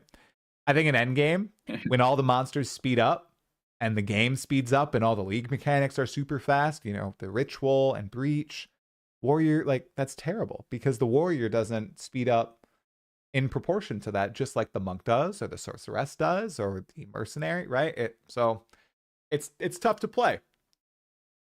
I hope Do they change you do you I'm questioning you again on your own podcast, my bad. it. You don't have to apologize. Do We chat. you think that going forward, right, the Mace Warrior is probably going to, I'm assuming, is going to be the slow style of gameplay that it is, Yeah. right? Do you feel like it is okay, good game design, bad game design, whatever, to have the slow Mace Warrior playing the same game as the super fast blasting screen clearing monk? An excellent question.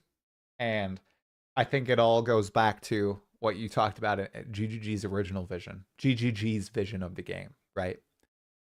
A lot of people are, including myself, kind of are of the mindset like maybe that should be the baseline that grinding gear games balances around, and that's the power level that other classes should also feel like. Maybe not as slow, but as powerful, and that's tricky to balance, right? Because in an ARPG, fast equals powerful. It's very hard. I err more on the side of the warrior gameplay being the baseline, and monsters and monster encounters being adjusted to fit that baseline, as opposed to bringing the warrior up to the, let's say, monk baseline. I do, because I want it to be slower and more methodical. So that's my hope for the future. So I do hope that they go more in that balance direction. Like, make the warrior feel better. Like, I think a lot of the skills still feel clunky, and I do think the mace is like too slow, honestly, and it needs to be brought up. But instead of making it uber fast, bring the others down a little bit in power, take away power from the player. And that's why I'm like scared for the future, because if they do that, players have become so adjusted to this level of power, and a lot of these people are first-time ARPG players, that having that taken away, they know it. They've said, Chris Wilson and Jonathan Rogers, they've said, like, you can, they always start with things really hard, right? And like underpowered, because you can slightly buff, that's fine. You can buff all you want. The moment you take power away, that's when players hate you. That's when they start to get really pissed. So, Yeah. But it's early access, right? That's what we See, say. when the Marauder comes out, I'm curious as to how they're gonna do the Warrior versus Marauder. I'm assuming Marauder's coming out. Yeah, sometime, yeah. right? Marauder's one of the classes. Yep, it is. Okay, Marauder I've seen that probably in tied game. with axes. Yeah. Okay, so when the Marauder comes out, Yeah. I'm curious to see how they're gonna do that, because Marauders, to me anyway, the class fantasy is sort of in between, right? It's big, muscly dude swinging around shit and raging everywhere. The warrior, as it is today, is what I thought, or sorry, the warrior is like the big, bulky, slow guy, super cool. I love that class fantasy too. But I'm curious in terms of gameplay, how they're going to balance that, because again, the problem being that class fantasy, whether you pick the Marauder or the Warrior, you can still pick maces. So maces are going to be slow regardless if you're a Marauder or Warrior. If you have Marauder with maces and you have Marauder with swords, how is that going to compare, right? Same with Titan, or the warrior, right? Yeah. If you have a warrior with a quarterstaff right now, you're still fast. You're just not in the right place on the tree. So I'm curious to see how they're gonna balance the Marauder with the warrior, and is the Marauder gonna be the default dual wielding, fury warrior basically, or is I hate saying this because I know like the classes don't necessarily define your gameplay. Right, it's like the weapons, right? Yeah, right, the weapons do. Yeah. But like another good example is the Shadow, right? You got the Marauder, you got the Shadow.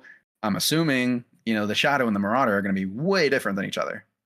Yeah. But the Marauder can use daggers, the Marauder can use swords. I guess I'm getting way off topic, but basically what I'm trying to say is I think it's going to be interesting how they're going to balance the two classes with using the same weapon, and if the Marauder, because it's on a different place on the tree, is going to be a faster mace warrior, faster mace user, or if it's going to be just as slow and you're going to have to give up attack speed for power or something like that. No, dude, you're pointing out an excellent, not flaw, but challenge, right?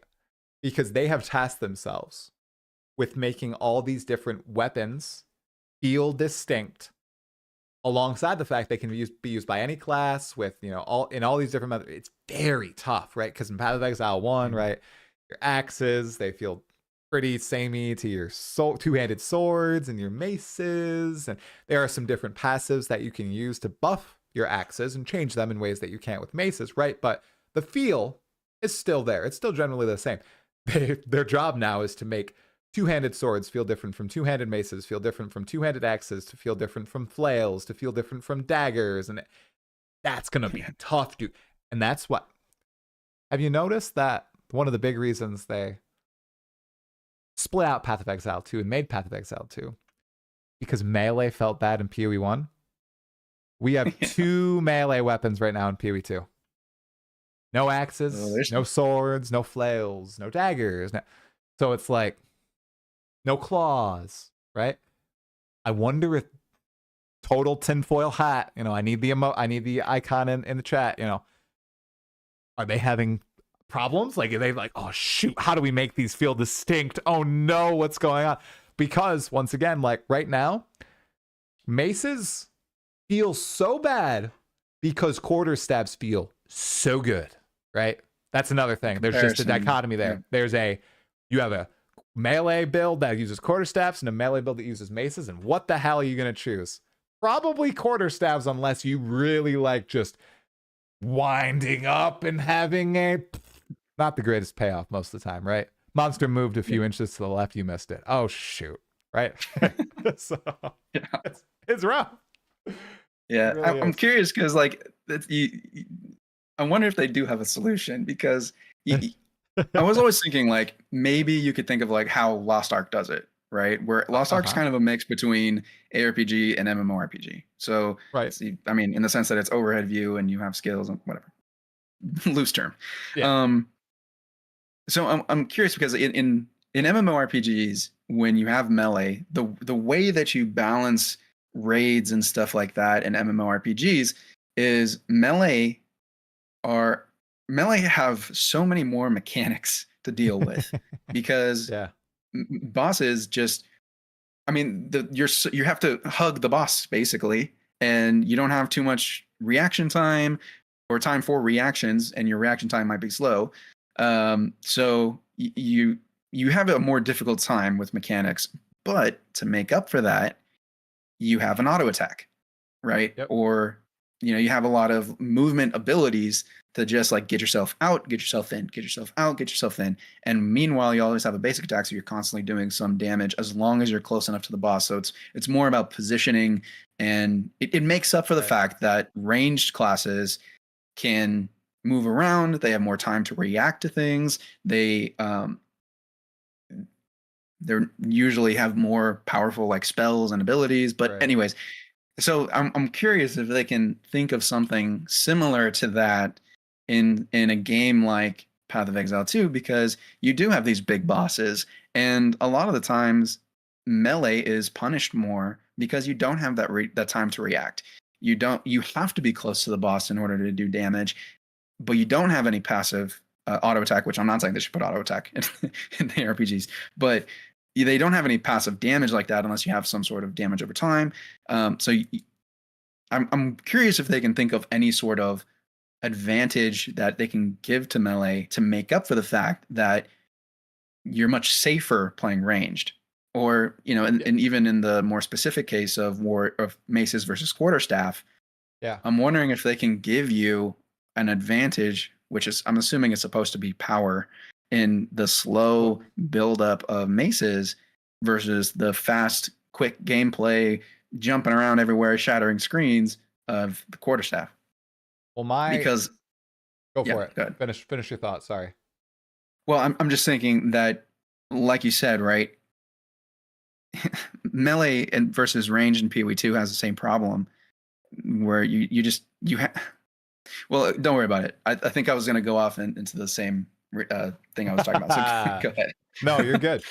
My thought on that, man, is we're talking about offense, right? But I think defense is the big thing here too, right? You pointed it out there. Like ranged, you are mostly safer. Like you have a little bit more reaction time. I know that the developers have said, oh, being ranged is actually more dangerous. Bro, I don't think so in a lot of cases, especially in maps, right? You get close to the monsters, you're in those explosions, your corpses are blowing up, volatile plants are flying your way, right? They're hitting you with melee attacks, they're instantly hitting you with projectiles, you don't have any time to move, right? Melee's more dangerous. And right now, let's say warrior and maces have the worst defenses in the game. The worst. They suck. They're terrible. Energy shield is amazing. Monks get energy shield. Sorks get energy shield. Other people can. Warriors struggle to get it.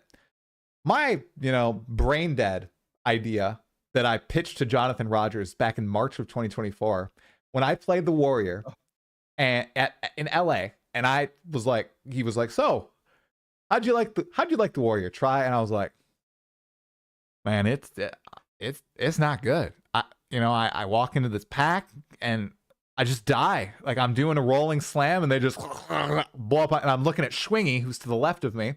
And he's just pow, pow, pow. Oh, look, I killed everything before it got to me. Look at that. Look how good I am. No shade to Swingy. I know he's in the chat. But like it was crazy even then. So I was like, yo, Jonathan, maybe like there could be like super armor or something, some sort of shield you get when you're in this huge rolling slam, because you can't stack your defenses in Act 1, your armor, to withstand this mob of beasts coming your way. And what you have to do like now is you use basic attack, or while they're running at you, you like start rolling slamming. So like the last slam hit, it's like what's going on? I was just like, oh, let's do super armor. Maybe you get some big defensive buff when you're using these long wind up attacks. I guess I don't know why that's not a solution. Is it because, oh, people will use this to, you know, weapon swap and tank certain abilities? Or I don't know. I feel like that's an elegant way of doing it, right? As basic as that. Like, especially like, dude, when you get stunned in the middle of one of those, Jesus, like you have to worry about stun as well. Like there's all these different vectors you have to worry about as melee that you don't have the tools to overcome. And I know like Path of Exile 1 has Fortify. Path of Exile 2 doesn't currently have Fortify, where you can get just flat 20% reduced damage, you know, from attacking things with melee hits. So there's stuff coming, but there's also that fundamental design flaw, I think, that could be easily fixed with maces specifically, of making you feel like this juggernaut that is slowly moving forward and is unstoppable. That's not there. Because what actually happens is you're going, and you just get mobbed and you die. And it sucks. It feels bad. So that's my idea with it. I don't know what you think about that. Yeah, I mean, I think that is, I mean, they might know more than we do, so Right. maybe it will ruin something. I don't know. Right. But yeah, I do think that defenses play a huge part in why it feels so bad, because when I first started playing Warrior, and granted, this was before the armor buffs, and I have not gone back since. Since There was no buff. I have, it's bad. It was okay, nothing. yeah. I've watched all the Kripparrian armor videos. Those are great. There wasn't anything. But I played before, so one of the worst feeling things was, like you said, it was winding up one of those attacks and getting stunned in them. Winding up one of those attacks, taking all this damage, having to spam my one key because I'm trying to heal myself through it, and finally getting it off. And my build sucks, so my damage sucks. That's a me problem. But again, I think like at higher levels, you would feel the same, just in a different way. Sorry, that doesn't make sense. But you know what I mean? Like at higher levels, it's gonna be the same problem, even though you're doing more damage or you have, you know, more defenses. It's gonna be the same because monsters will scale with you. I think that another solution that I think, which it might be a little bit controversial, just because the whole point of maces is supposed to be slow. You know, I thought something like where you could weave in attacks, right? If you start a rolling slam and you realize like, oh shit, I'm going to die, you know, you can roll away, and that's canceling the attack, right? Well, what if you did the same thing with like Sunder? And instead of, you know, you wind up, you do this heavy slam. Well, let's say, okay, you're doing the Sunder and the monster moves slightly to the left. What if instead of canceling that ability, you trigger another ability and you can do like a leap slam? And instead of stopping the animation and starting another animation with this, you know, lock into the abilities, you cancel the current ability and you go into the next ability. It'll be crazy for animation, so I don't know if that'll work. But you know, something like that where it feels a little bit more fluid. Because if you break it down to its core, the reason that the warrior feels bad, in my opinion, is because your gameplay is all broken. It's all broken up, right? Right. You are moving slow. You have slow skills, and if anything happens to you while you're doing that skill, you miss, or you're stunned, or you're dead, or you're surrounded. and so you, for that time when you're stunned or surrounded or whatever, you can't play your character. Whether that's for a half a second or a second, whatever it might be, it stutters your gameplay. And so a lot of games have done it well. I don't want to bring up Dark Souls. I know that it's hard to bring up Dark Souls. But like, how dare you? You know, Dark Souls is slower combat, right? There's No Rest for the Wicked is a good example too. It's slower. You have meaningful combat, right? And it doesn't have to be jittery. It can be smooth. So I think that maybe that's another solution, but I agree that one of the biggest problems is the fact that armor just isn't a complete solution for your defense, and getting any other sort of defense on a warrior is really difficult. Yeah. Yeah, you're just getting mobbed, you're dying. It's rough. It's really rough out there for warriors. Really. It Still really fun is. though. Still Yeah. fun. I think the axe are Just good. different. Like I said, like I feel like there's not a big problem in the axe, but as soon as monsters start getting faster and getting all like the pack modifiers and rare modifiers and map modifiers, I don't even see how I could play that with how slow the abilities are. Like I see that Yeah. as a monk player with quarterstaffs, and I'm like, oh my god, how could all there's 10 quadrillas running at me hasted. Oh my god. How will I ever hit these guys? So, and even Yeah. fighting like the pinnacle Arbiter of Ash moves around all the time, right? I don't know how warriors do it unless they're one tapping him, right? Like, because you got to charge up for 3 seconds to do a sunder. That dude might be in a completely different position. So something elegant like that you proposed is comboing it into something else. I wonder if even just being able to shift the direction of your sunder, maybe 45 degrees each way, if that'd be cool, right? Like you can re-aim, not move while attacking, but like re-aiming while attacking. I don't know. It might be tough, but it might help out with that problem. I do think that it's not a great solution because Yeah. I think we talked about this Yeah. before, but I don't think that it's a good solution if they're just expecting for people to weave in weapon swaps, because it locks people in a certain way. If maces Right. can't be good on their own, Yeah. then why have them in the game? I mean, Yeah. like why have them be such a large part of people's builds? I think that like I do think that it's going to feel a lot better when like axes and swords are in the game and you can use faster attacks because you just want that gameplay, right? But I Yeah. do think that in the long run, they really need to take a look at, okay, if warriors are going to be this slow and monks are going to be this fast, or sorceress or the minion builds are going to be, super good and or Yeah. whatever it might be, right? All of these builds have to coexist in one game. All of these characters and all of these playstyles have to coexist in one game. So how do you make it so that it's not so one-sided? But True balance doesn't exist, but like at least you Yeah. put in a range. I almost feel like warrior. We keep saying warrior. Maces Yeah. are so niche, right? I wonder if the fantasy that they're really trying to fulfill is just the one tap fantasy of building up to that one big hit, right? But that's like we were talking about, like it's just not a lot of people really like that in an ARPG, right? I think a lot of the Dark Souls comparisons early on probably were coming from people who were playing warriors, right? With mace and shield, and they're slowly moving through, and they get like 2 attacks in on the boss, and they feel like they have to dodge, and then they get another 2 attacks. Like I'm not feeling that on my monk at all, in the slightest. But people on warriors totally might be feeling that way, right? So Oh yeah. it's just very different. I had the toughest first playthrough because I am in no way good at Path of Exile. I've put in 2,000 hours in Path of Exile now, and I still feel like I don't know anything. But when I came into PoE2, the first thing I picked was a warrior because I was like, I need to play the dual wielding 2-handed warrior, right? I think it was just called like Titan's Blood or something, or Giant's Blood, whatever it's called. Yeah. And I that was it. I picked that node and I was like, I gotta get there. I gotta get that character. And I did it way too fast. I couldn't get past Act 2 because I was so weak and I could not stay alive. Jamonra was so hard for me. I think I probably did that boss 20 to 25 times in a Wow. row trying to beat it because I am so damn stubborn that I would not change anything about my build until I beat it. And finally, just the muscle memory kicked in and I finally beat it, but it was not because the warrior or the 200 maces were good. It was because, I just memorized everything. Right. And it didn't feel good. It was exactly what you said. It was roll and butt slap, roll, butt slap. And that's how I beat Jamonra.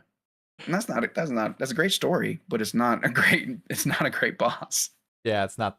You just didn't enjoy that experience, right? Are you like a Souls player at all? Do you enjoy those games or no? Oof. I like the games. Yeah. I've never beaten one. Yeah, I don't like the There's games. always a point. There's always a point where I get to where it's like the amount of stress and Mm. that it takes to retry every single time and like learn over time. It outweighs the benefit of like keep continuing to play. So I loved Elden Ring. I loved it. I went all the way up into the giant snowy place, and then I went to this. I was getting into this huge castle area up there or something past there, and I went into a dungeon, and I got to the end boss finally, and I go into the boss room, and it was two of the worst of like the bosses that I had the worst time beating. So it was the Oh. big armored knight sword and shield dude or whatever, like Okay. the big armored knight guy, and I had such a hard time beating him the first time, and that when he pops out and I'm like, okay, I got to beat him again, and then his buddy comes around, it's the same dude with the same attacks, and you just got to beat two of them. Ah, I'm like, nah, I don't want to do that I'm again. out. I quit there and never went back. Wow. I got filtered by, who is it? What's that one guy? The Margit. Yeah, that guy. Margaret, Yeah. The first one? boss. I think that's the first boss, right? Never came back. God, I just couldn't do it. You put your foolish ambitions to rest. I think that is just locked in my memory because I'm so stubborn and I kept trying to beat Margit, and chat was telling me I'm being stupid, and I went in solo trying to do it, completely failed over and over. But one day I'll return. One day when I just have a weekend of free time, when my kids are off in college or working and my wife's chilling doing something, I'm gonna be like, okay, Elden Ring time, and then I will beat Margit and the rest of it. I'll do it.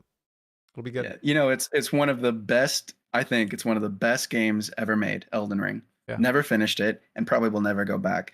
The only reason being, every time I think I'm gonna go back, I load it up on Steam. I've downloaded it. I'm about to go in. I come in. I see my character, and I don't know anything that's going on. I don't know my attacks anymore. I don't know what the dodge button is. I know nothing, and so I have to learn from scratch again. So I'm like, fuck it. I totally get it. I love it for its design. I think it's great. It's such a masterpiece. I will never finish it. I will never go back. That is a great video title, man. Elden Ring is a masterpiece. I will never finish it. Boom. That's a good one. I wonder if there's something like that out there. That's a good one. Yeah. That'd probably get an Asmon react, It gets picked up in the algorithm. Yeah. Except now Night Rain has come out, and so it's a completely new game that everybody's on. True. I might actually try that. It seems a little more casual friendly, right? Right? Because it's a 1 hour match. No idea. Right? It's a 1 hour match. It's almost like a game of Dota or something. You just hop in, you play, you hop out. I might give it a go for the heck of it. Yeah. Just like Monster Hunter Wilds, I might actually try. I'm buying into the hype. It's palpable. So I've never played Monster Hunter. So that's another controversial one. I do not understand Monster Hunter. Ooh. I just don't. I don't get the appeal. Personal, big monsters. Right, my opinion. Yeah, well, yeah. I mean, that's true. That's the only thing that my mind sees. I don't know if there's anything else to it, because I've never played. So maybe there's a ton more. No, I mean, don't let me persuade your opinion on it at all. Obviously, everybody has their own. I mean, people obviously love it, so it's me that's wrong. They're rabid about Monster Hunter. Well, I'm sure it's going to be a great game. I really do. I've played Monster Hunter World, and I had fun, but then I just didn't. I guess maybe it's because I didn't understand what type of game it was supposed to be, and so I ruined it for myself. But for the most part, it was you go in, you beat a boss, you get materials, you get more power. You go in, you beat the same thing, you get more materials, more power. Right? So it's that loop. I don't know if there's more. Maybe it was my, just the way that I experienced it that made me not understand it. I had no way that I have a bad experience. I just it didn't catch me. It didn't catch me. No, I get that. It's the same with Elden Ring and myself, right? I feel like I like boss battles and everything. a lot of people tell me I would enjoy Elden Ring. I think they're totally wrong because that doesn't seem like a boss grinder to me. Monster Hunter Wilds seems like That's that, a boss and Black Myth Wukong also looked like that. I feel like I would like those games, so maybe I'll give those a go one day. Hey, did you try Wukong or no? No, No, looked cool. no, Fighting I kind bosses. of stopped the whole Souls genre since Elden Ring. I just Man, those two haven't. nights pissed you off that much. Holy, oh, I'm a really stubborn gamer. hey, And it's so funny get it. because in my real life, I'm such a patient person. Yeah. I have to deal with, work and people at work. Yeah. So it's like I've honed this patience skill, right? In games, I'm not. In games, I'm so stubborn. If I can't beat something, I will smash my head into a keyboard until it works. And and I think that's really what ruined the Elden Ring for me. It was like I tried for so long to beat that. I didn't change anything, which is dumb. I know it's dumb. I know it's a terrible way to play the game, but I just can't. My brain won't let me. Same thing happened with me in The Warrior, Yeah. right? So stubborn. I beat the entire campaign and the Cruel Axe and tier 1 maps with the same build, did not use the hammer one, Okay. and I don't even remember what it's called. And I just forced myself to do it. So stubborn, but it's pretty nice a feeling when it works Yeah, you eventually. finally get. Hey, except killing Jumanro, that was a shitty feeling, right? Yeah, no, I That hate was Jumanro. the bad one. Worst boss 2025 called it. Oh my god, really, dude? Holy, I I'm can't kidding. believe it. That's I'm kidding. crazy, man. Worst boss. Okay, worst boss Flipped. Jumanra. Did you like Gianor? I'm curious. I liked all the campaign bosses. Let You me did? Okay. let me just Except say that. I Jumanra, liked all the okay. campaign bosses. Man, Gianor, dude. Jumanra. I don't even blame Jumanra. I blame the warrior. Or I blame Maces. Stupid warrior. Dang it. Yeah. That fight, phase 2, dude, as a warrior, with the whirlwinds, and then the portals spawn, and oh boy. Oh Thanks. my god, that pissed me off so much. Oh man, I feel you. I feel you, dude. Yeah, so easy. I mean, I one-shot him on every single other character that I made because I knew it so well from doing it on the warrior. Boom, there you go. Hey, the Citadel in Endgame, when you find the Jumanra Citadel, it's going to be easy. It's going to be so easy. So, yeah. Good night. My wife's saying good night to me. Not you. I'm not saying good night to you. Oh. All right, I'm off. Yeah. We have been actually going for an hour and a half, though, man. Was there anything else specific to, Last Epoch, Path of Exile 2? Anything else you wanted to chat about or touch on? Are you going to play Last Epoch Season 2? I I'm most definitely going to play Season 2.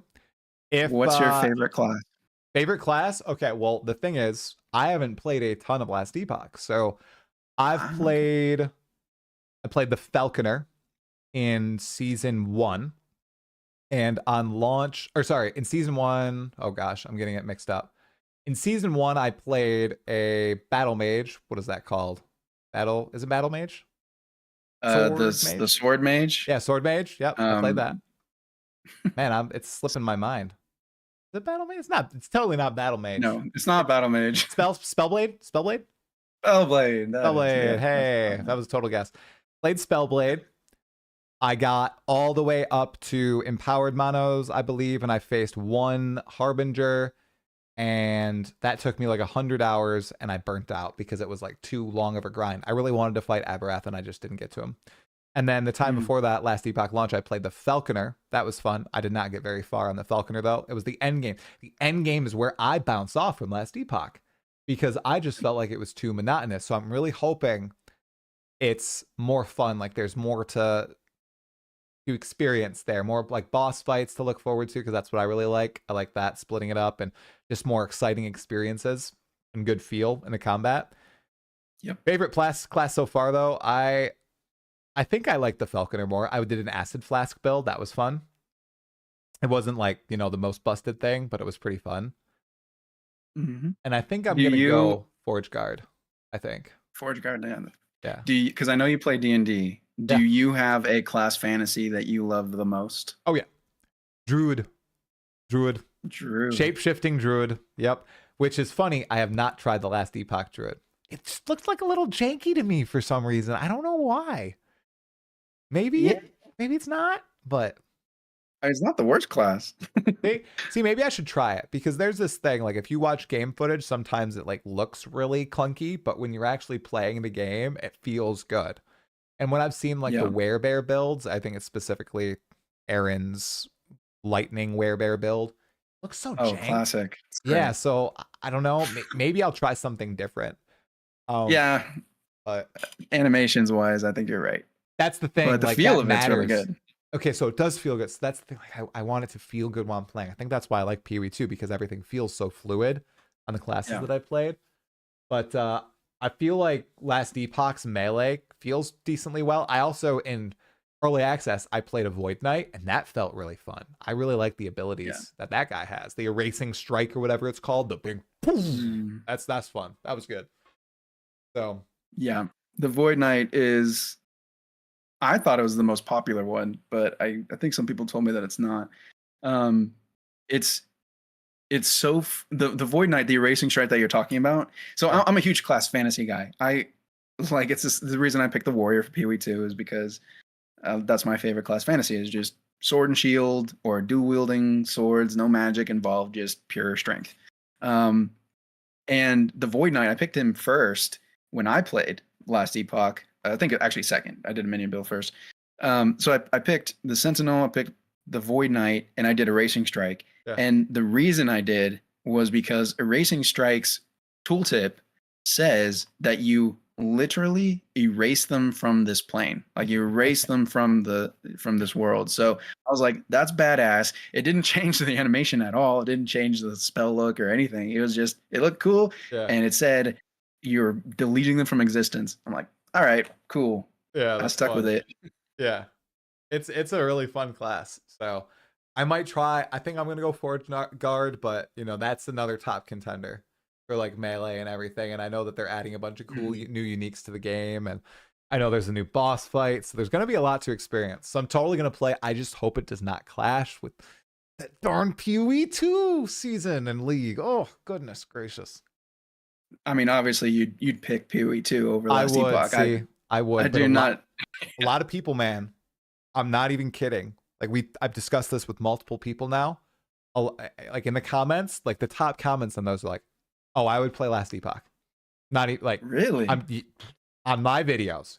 Yeah, like the top awesome. upvoted comments. So there is people are hungry for that season to come out. They're very excited to see what EHG has been doing, and I know some people have kind of counted them out, but I think there's definitely an opportunity here.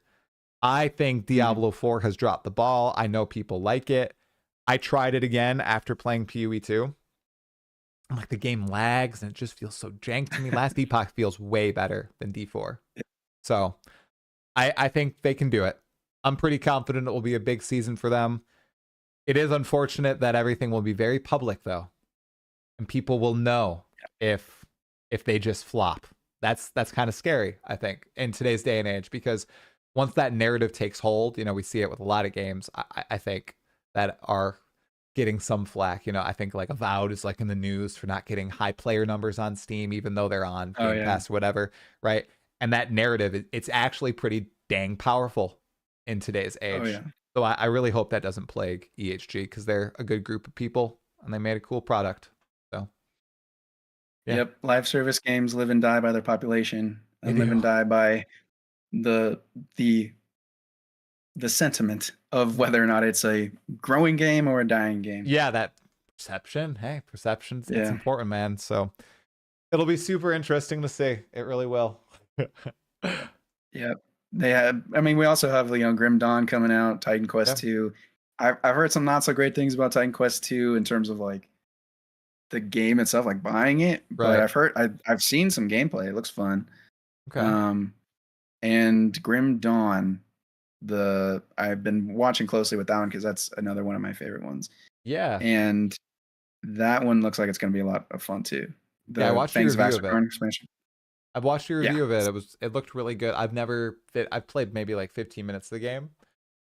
So I have it in my library. I've just never played it to completion. It does look like a pretty full experience too. I wonder, you know, it seems like a good game for me to play because I'm a weirdo and I like playing like just a few games.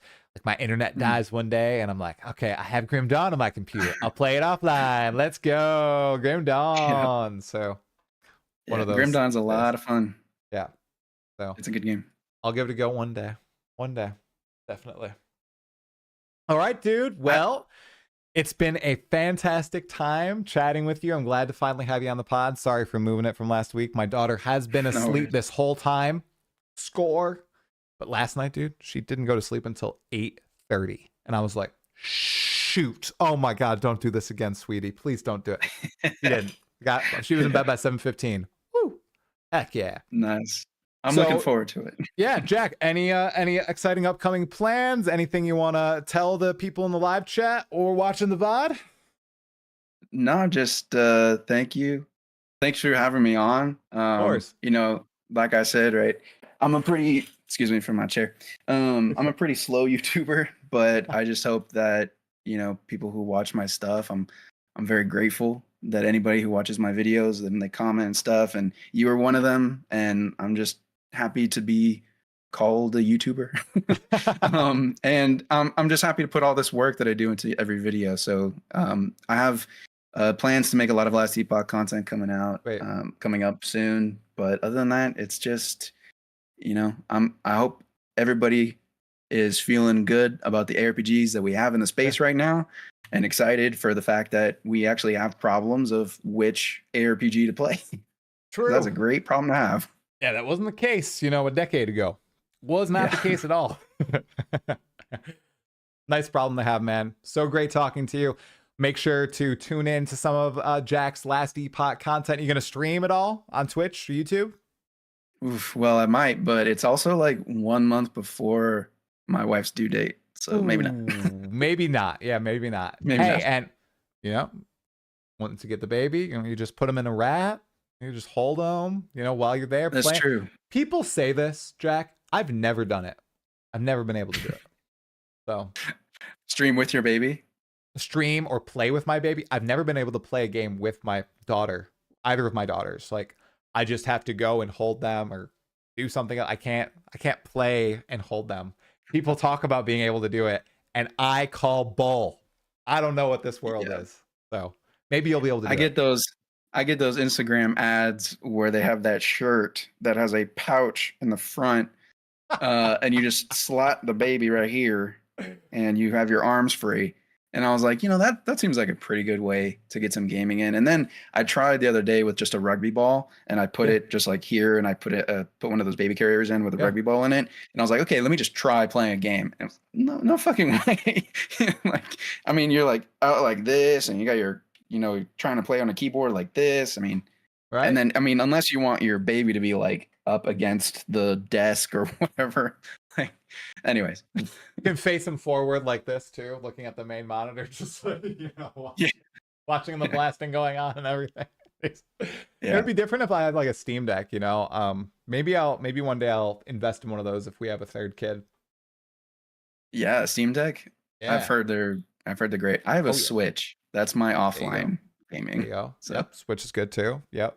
So like Hades. Oh, Hades 1 and 2. I haven't played Hades 2 yet, but I love Hades 1. I'm a huge Legend of Zelda guy. So you are? Okay. I played That's those. Very cool. Did you like the? Yeah. Oh, I have a. Oh, you have a tattoo. I don't know if you see that. There you go, dude. Did you play the new? It's not. Maybe it's called Legend of Zelda, but you're playing as Zelda. That new game. Did you get a chance to play it? I haven't played it yet because I've been so into these ARPGs that I haven't gone back to my Switch. My wife surprisingly enjoyed it. She didn't think she was going to like it. She actually does. So she recommends it. I root for Zelda, and I am so happy that the first game ever that you can play as anybody other than Link did well, because that's good. That's good for the health of the series. 100%, dude. All right, well, this has been great. Thank you so much for coming on the Still Same podcast, man. We will have to talk once Last Epoch pops off in April. It's going to go great. I swear. It's going to be fun. Thank you so much, Jack. I appreciate it. All right, man. No problem. Thank you, and I'll talk to you later. All right, have a good night. Bye. All right, chat. W or L, and who's saying I don't get it? Of course I know they demand attention. That's why I can't play games with them, because I'm like playing with my daughter. Like, you can't just, even if they are sleeping. Okay, so I was mostly talking about when the baby is sleeping, of course. when I would hold them. But yeah, if they're awake, you can't have them sitting here while you're awake, while they're awake. No way. No way. Oh yeah, he'll get it. He'll get it. He'll get it soon. He'll understand what we're talking about. That was very nice. Quite chill. Omega Cybers, bro. I saw you saying I should bring up the towers. Jack played to tier 5 maps. Bro did not interact with the towers. There's no point. I you know, I don't think there was a point in talking about that. I'm an industry plant. Totally true. I'm the biggest industry plant. Yep.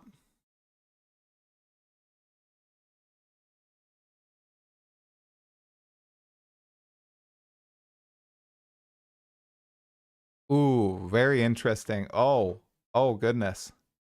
Thank you guys so much. Appreciate it. Whoa, we got some discussion. I see we also got a few subs. Holy crap, you guys. What is going on? I can't interrupt the podcast to thank you, lovely people. Goodness gracious. We got quite a few. Atlas Anime with 10 gifted subs, dude. I don't know if you're still in the chat. Thank you so much. I appreciate it. Also, you don't go by Atlas Anime anymore, but I don't remember what you go by now, so oopsie. Omega Cybers, thanks for the bits. Chuckles Doctor, thanks for the prime. 4 months, dude. Malistrand 2020, 6 months at tier 1. Let's freaking go. Atlas Anime, you just followed me. After giving me 10 gifted subs? Well, thank you. I appreciate it. And Prince of Persia, dude, thanks for the 2 gifted. I appreciate it, man.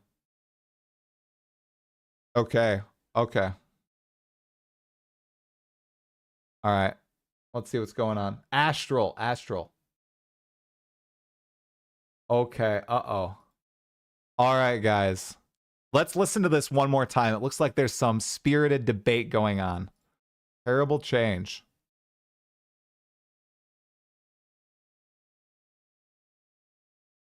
Okay. So let's listen to this one more time. So powers are changing in the end game. Oh, you can't change it? That sucks.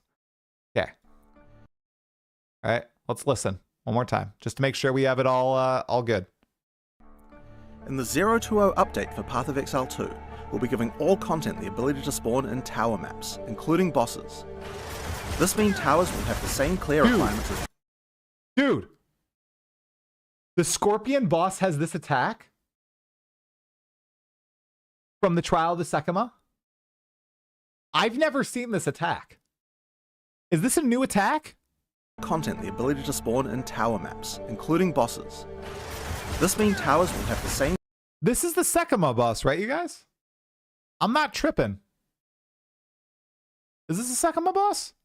Clear requirements as regular maps. Yeah, she's got the boobs. The Scorpion, this is her. Nobody's saying anything. You guys are making me... It's when I go ranged on her, so it is the Sekima boss. Okay. And you'll need to fulfill these requirements in order to activate the tower. Okay, that seemed way faster than usual, didn't it? Activate the tower. To fulfill these requirements in regular maps. And you'll need to fulfill these requirements in order to activate the tower. Guys, was that rolling slam super fast?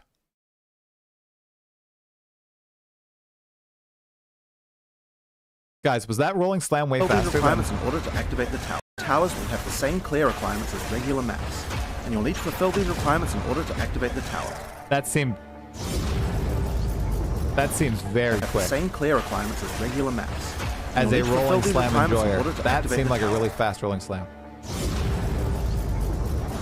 Towers will be able to randomly... Okay, number 1. Act 1, 2, 3, Cruel, Act 1, 2, 3, Endgame. So Endgame is still here. We've got hideouts. I don't see any new icons here. It's just the tower. Generate with content on the Atlas. And they'll be able to gain content from using tablets on other towers. Okay, this breach example is hilarious. This is so funny that they would put the breach there. With radius as well.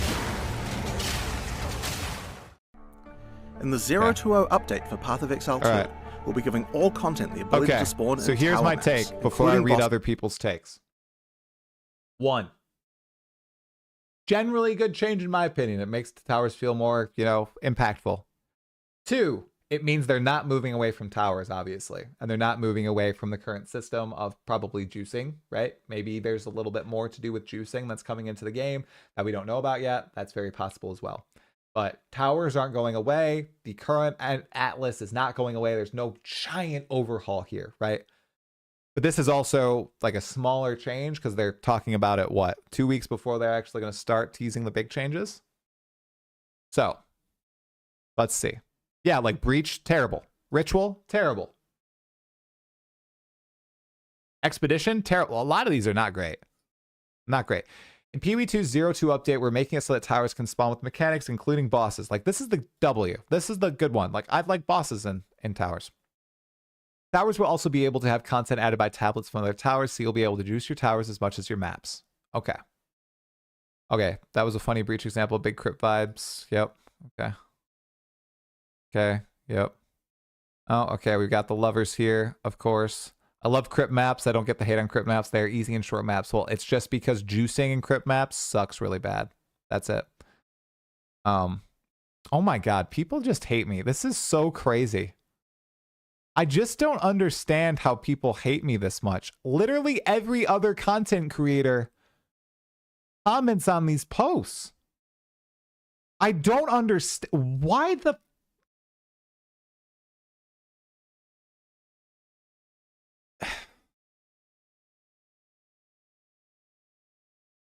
I swear this didn't happen until, you know, people attacked me.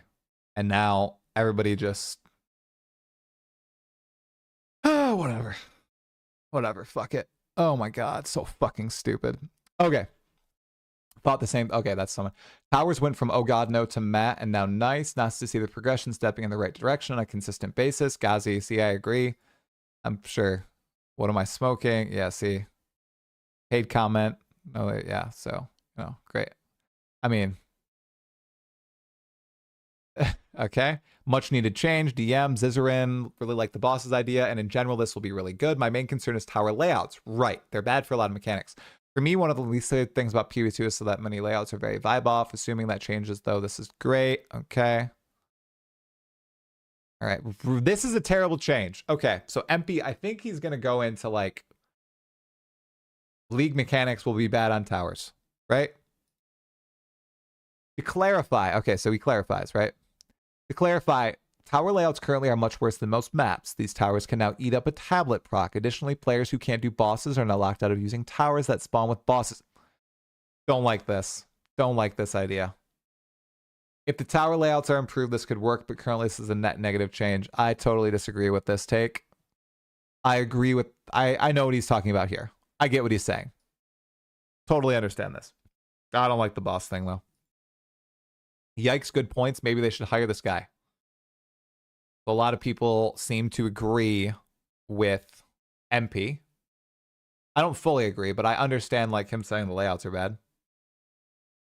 An overwhelming majority of my feedback is positive, but if I don't think something is good, I will say that and try to explain the best as I can. Well, me too. Holy shit. Look, me and MP do the same exact thing. I'll like that comment, bro.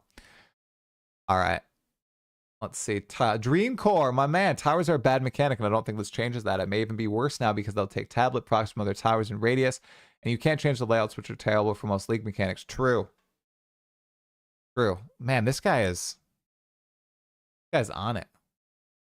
An upgrade for now, but towers really need a major redesign down the line to make most players happy, I think. Okay, so I think everybody agrees that, like, I wonder if the way juicing happens is going to change. Like, do we see any hints here? Any hints?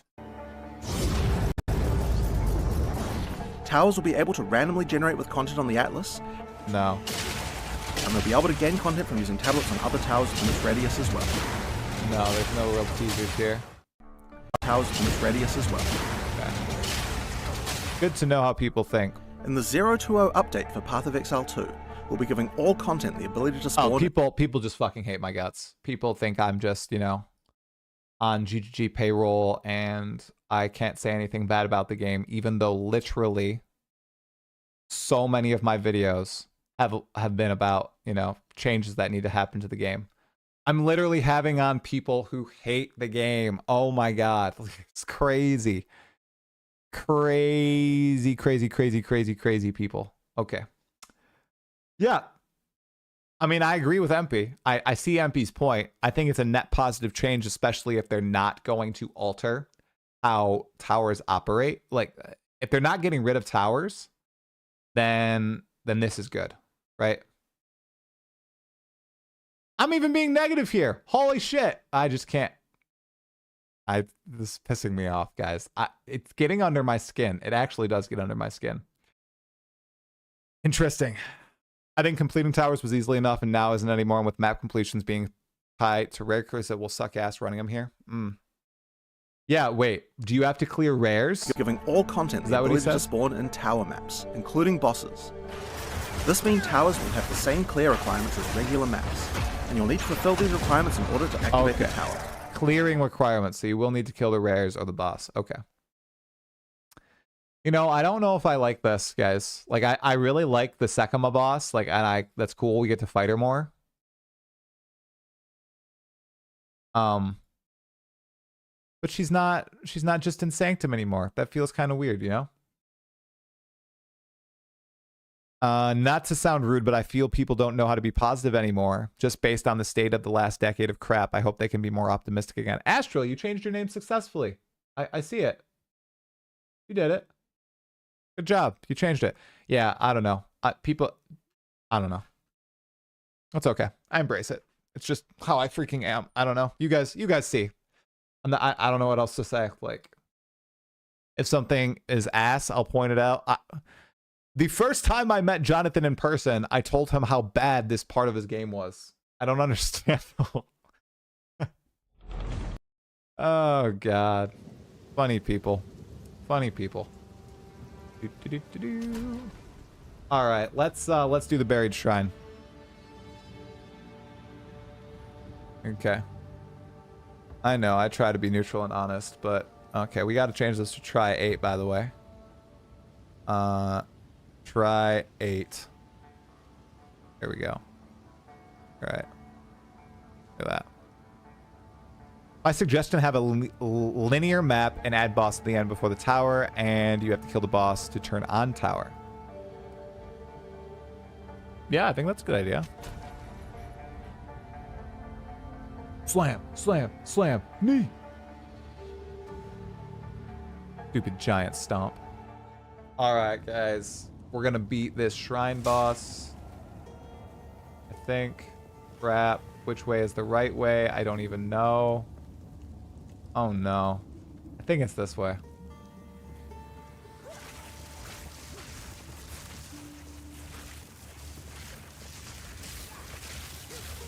Gonna chill a little bit. They're announcing quite a few changes, though. Like, they're doing a lot of teasers. I think that's enough. I think that's the threshold for what I like to call my teaser videos, my hyper clickbait. Huge Path of Exile 2 news, but they're not actually going to be called that. I think it's just going to be called like, oh, these changes are exciting. Back what we used to do before PoE2 launched. I think that merits building one. There's also been, you know, the Templar concept art to talk about, the unique items, which are kind of interesting. A lot of stuff for the YouTube-only people who aren't on Twitter. It's crazy how much stuff you only get from either Twitter or the forums or Reddit, and a huge swath of the community on YouTube just doesn't know about. It's pretty wild. Oh, oh. Oh.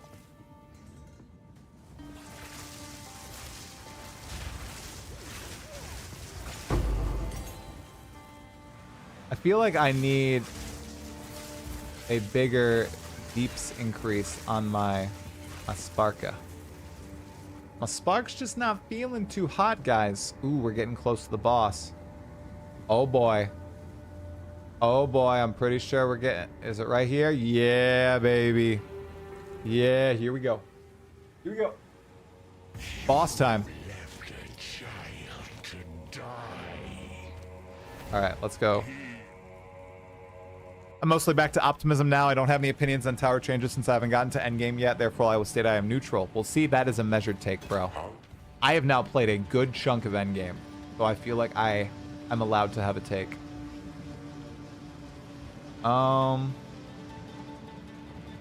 Okay. 2.4, 2.5. Okay, we're gonna equip that. Uncut Spirit Gem. Okay. Grim Feast. Upgrade. Do that. Dial in. Let's go, Loopy. All right. By the way, Loopy, let's I'll message you later. We're gonna set up, if you're up for it, a podcast date for March. Okay. Huh? Conductivity is a curse that... Huh. Okay, conductivity. Okay. Oh, that's decent. That's good. Oh, baby. Yes. That's right. That's right. That's a good one. Let's do it. That's a good one. Okay. First, let's do 1, 2. I only have 1 iron rune, though. That was kind of dumb of me. I guess I'll do a fire rune for now, since we're about to fight Fire Guy. Then we're going to do some scrappers. Oh, look at that energy shield hike.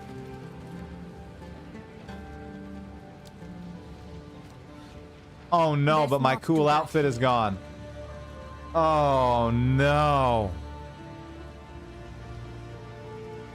Hey, Visceral Sorrow, what's going on, man? You'll be away from gaming for about a month, so hopefully that 0.2 hits. It's damn good, because I have been starved for some PoE for sure. Oh no, my cool outfit. No, God, what has happened? Oh, that sucks, guys. I really like that outfit. It looks so cool. Do not wander. Okay, we're gonna upgrade this jewel too, because we have literally an empty jewel slot. Fire damage increase. Well, great. If only. Okay, everything else we are... Oh yeah. Yeah, we're gaming. We're gaming Exiles. Do I have any extra supports? I don't think so. All right, we're gonna go in then. Clarity. +10 to spirit. Can I put anything? 20 additional spirit. I literally can't. Okay. Conductivity. Persistence. Magnified effect. Do that. Okay. All right, Exiles. We'll check her shop one more time. Oh, cold skills +3. Well, too bad. That's a strong focus. That's a really strong focus. Holy crap. Dude, but I don't have a wand to go with it. Is that a good focus, or am I on something? That seems like a good focus. Should I buy that? Did they fix the HP tutorial video yet? I'm not sure. I feel like this focus is worth buying, and hopefully I get a good drop or a wand.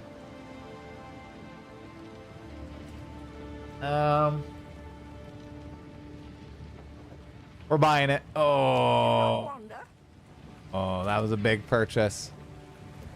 Cool items right here, and I don't think I have any wand anywhere. I'll double check. Crap wand. Crap wand.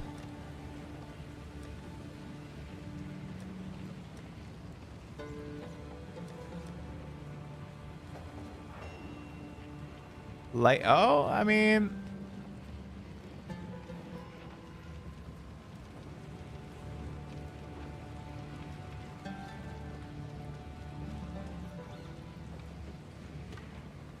Maybe I try it. Maybe I'll see how it feels. Let's try it right now.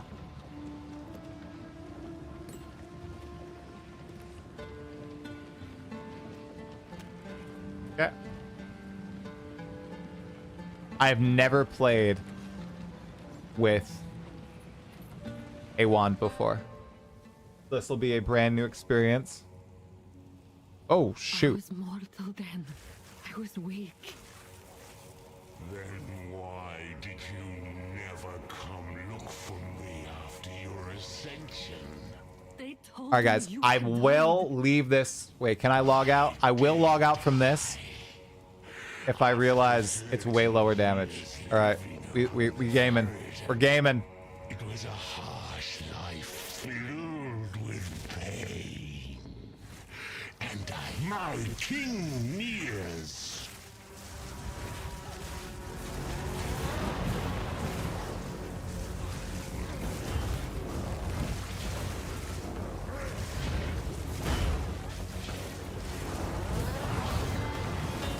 Wait, what happened to my firewall? Oh. That was his firewall.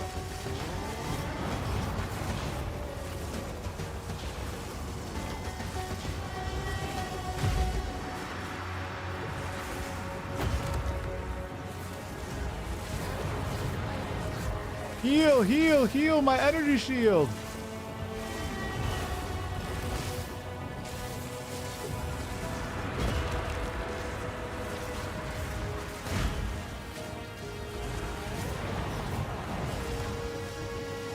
He's about to get stunned. Ah! He's stunned. He's getting beat. Oh, he's so bad. Look at that.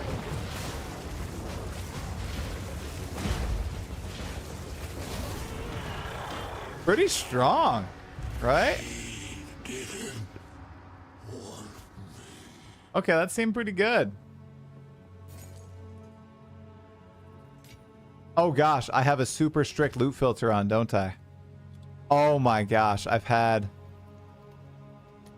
the uber strict filter on, you guys. Oh no. Who is this?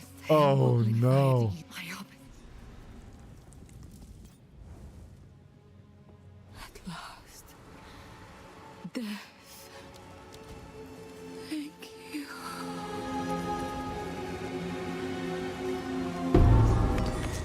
This, the Alright, Ardura would this is not gonna be so easy, understand Exiles. this.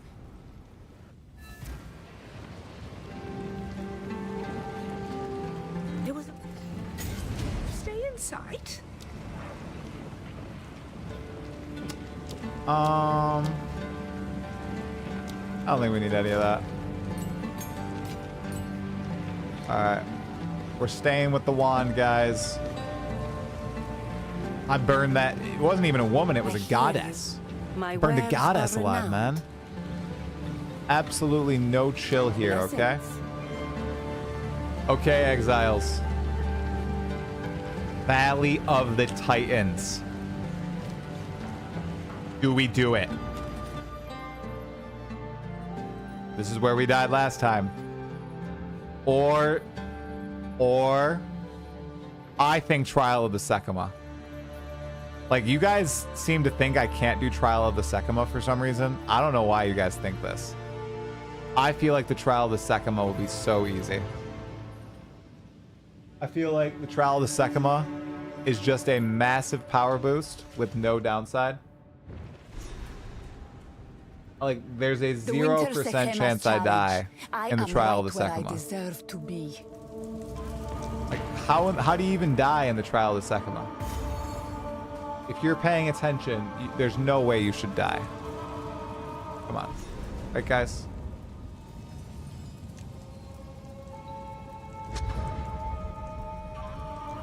I think that's fair. Serve.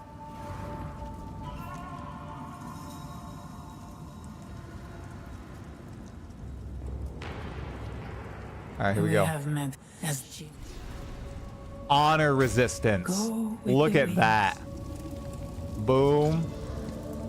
Sacred water, honor resistance, easy.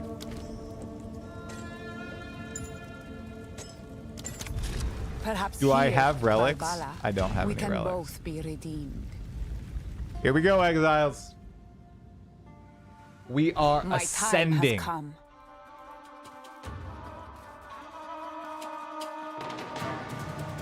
Oh no, it's a gauntlet.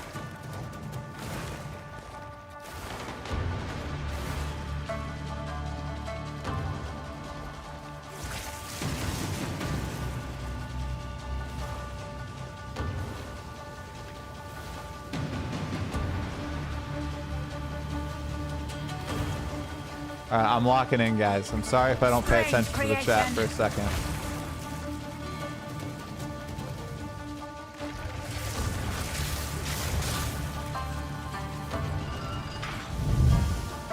Big lock-in right here.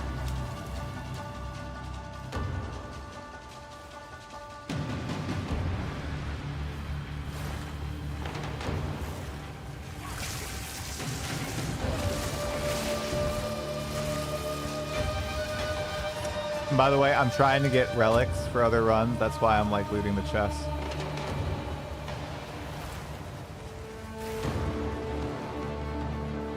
In case you're wondering what the heck I'm doing.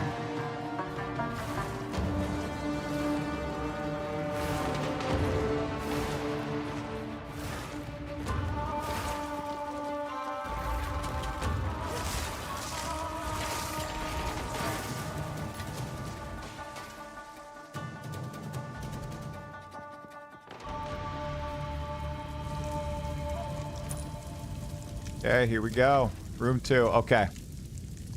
Ritual. Easy, easy. 25 less max honor. Monsters remove 5% on hit. Oh, that's easy. Hourglass. Hourglass.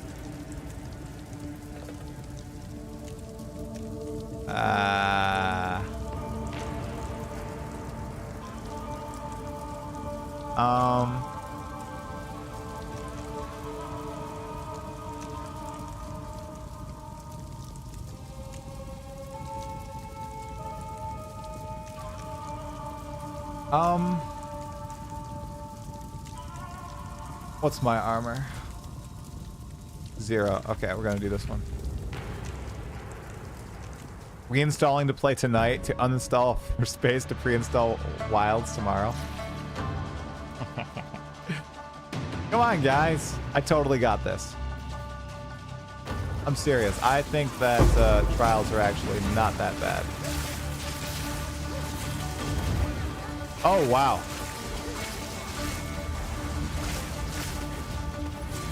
I actually took quite a bit of damage there.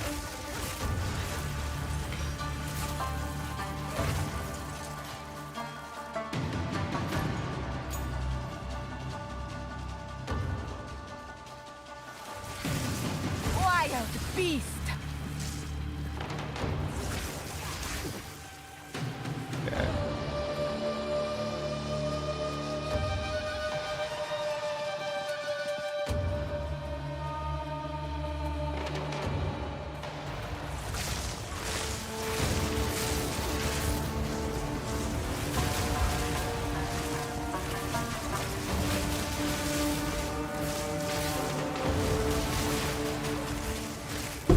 Sans, take you.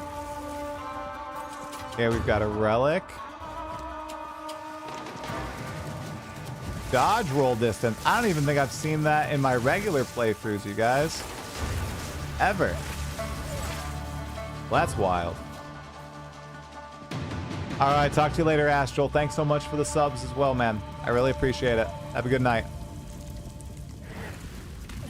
Which server are you playing on? Is the normal one or the hard one, bro? It's the hard one, bro. I'm on the hard server right now. Okay, escape trial, less sacred water.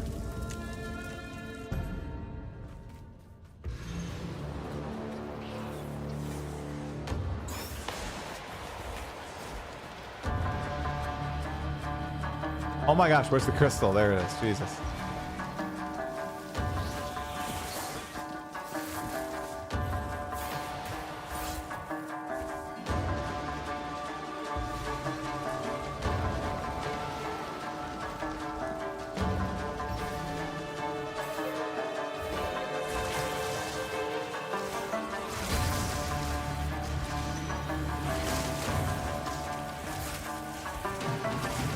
The Spark is such an insane ability, just due to the way it operates.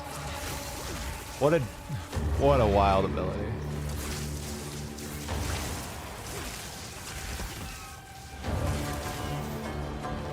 I understand why a lot of people really like it.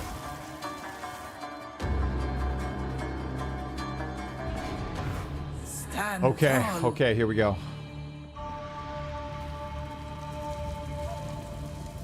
Large amount of sacred water. So An 182. oasis Ooh, in the we've got a desert. merchant, guys.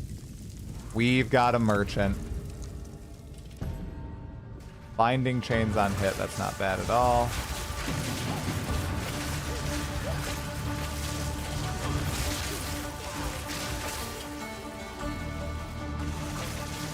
Wall of flame. Yeah, we've got a pretty easy run here, Exiles. Ritual has been disrupted. We are good.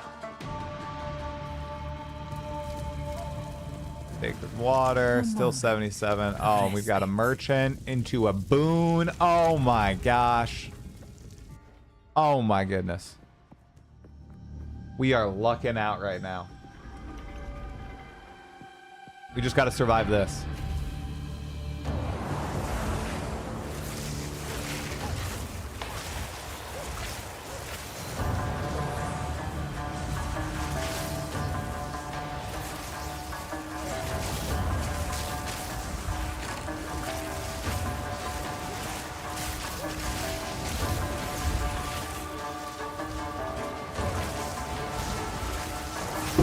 Die forgotten.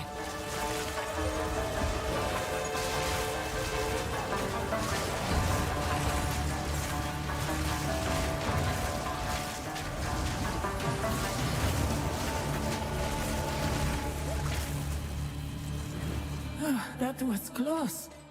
That was not close, Balbala. You don't know how people can do the one hit? It's the wild. Insta-giving everything in the trial, man. Okay, so probably movement speed and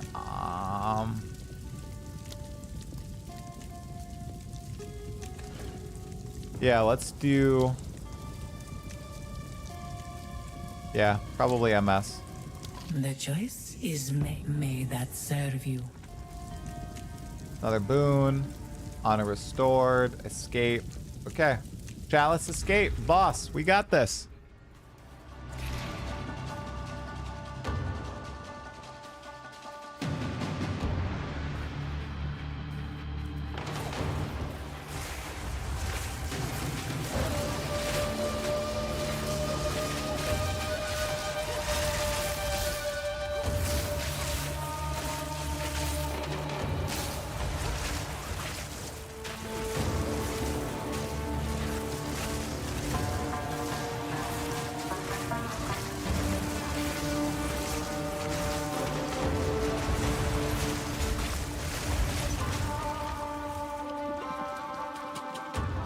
Drop anything here?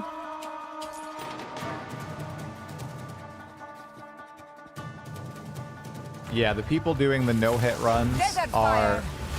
playing insanely powerful builds. Just stupidly powerful. Hundreds of div, I'm sure. And with very certain skills. They can just delete the entire screen before anything even threatens them. Die forgotten. A great challenge overcome. Okay.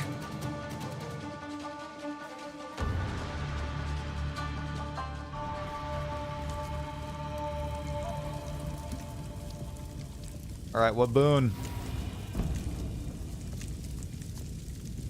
More sacred water found. Okay. Well, thanks for nothing. Reduced honor restored. And we don't even care about that.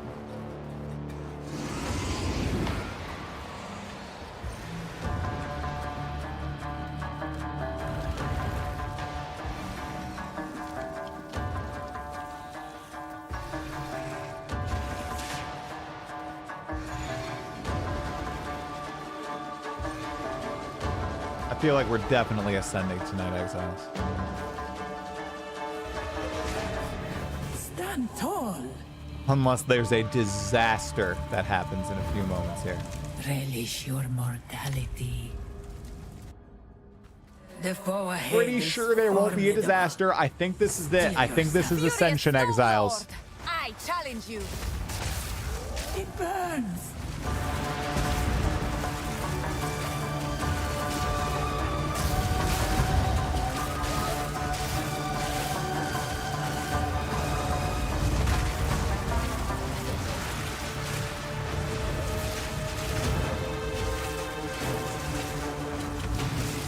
It burns.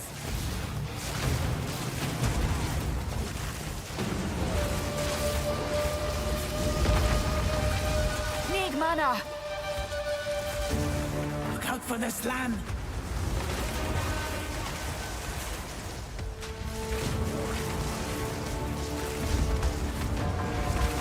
Look out for the slam.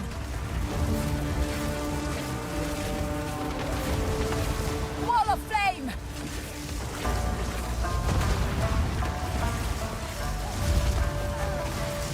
Look out for the slam.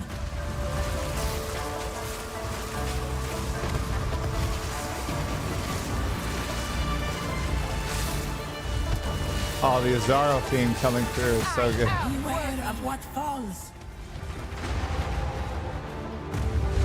I knew you would succeed. Ta-da! Ascension, let's go. Let's plan. Oh, wow.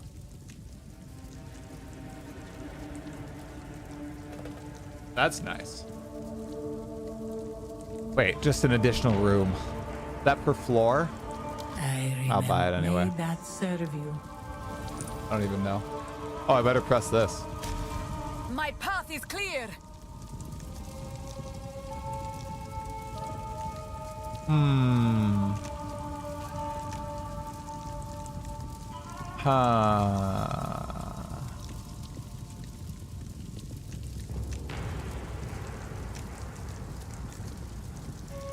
What's your plan for this build? Just kill Arbiter? Are you trying to reach a crazy power level? Literally just complete Act 1 through 3 on hardcore is my challenge because I am a weakling. I have Arcane Surge.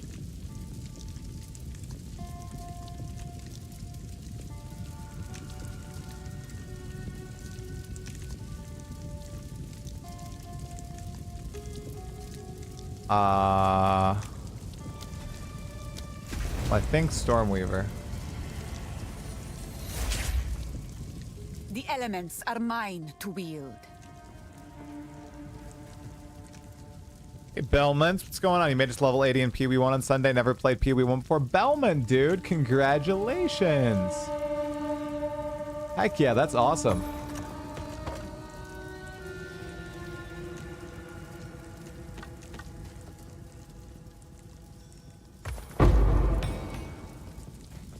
But I'm back on 2 with my sweet armor set. Thanks for encouraging me to go for it. 100%, dude. Congratulations. That's really cool. I'm glad you hit it. That's a huge W, man. All right, we are ascended in hardcore. Do we go to the place that has plagued me? The last farthest area that we reached in hardcore. The Valley of the Titans. I think so. I think we do.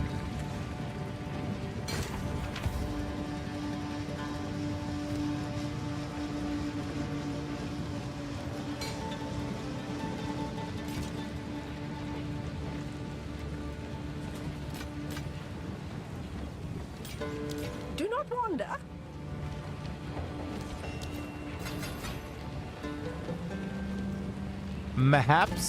Perhaps indeed.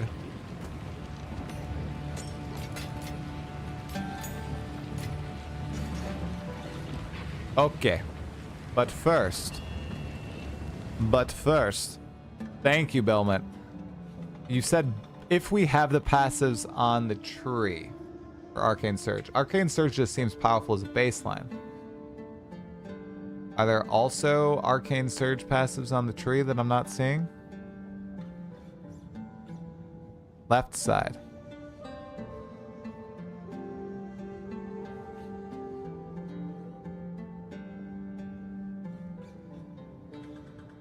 Upper left. Oh my god.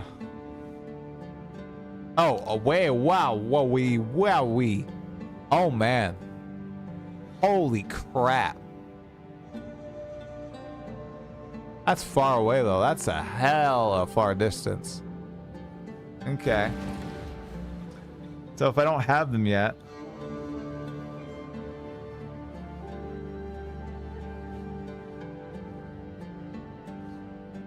What the heck do I want to go for? What is best for just right now? Trigger Elemental Storm on critical hit. Do I want this?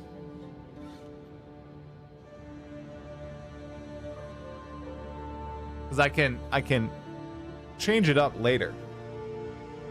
Do I want the recoup as energy shield? I mean, even just getting this is nice. 10%. Do I think the test server will enter the next version on the 20? I think it's the 21st or the 28th. I think it's the 21st or 28th, Marting. I don't think, has it been announced? Did they announce it? I feel like I still just go Arcane Surge. Or this. LE damage recouped as energy shield. Maybe I go that. That's kind of nice defensively for hardcore. Yeah, I'm feeling Arcane Surge, you guys. I'm gonna try it. Riku, yeah, that's actually a long time for Riku to happen, so we'll test it out. We'll see what's cooking. Can GGG be trusted? Yes, I think. No, I clicked on the wrong thing. All right, here we go. This took me out last time. Wait.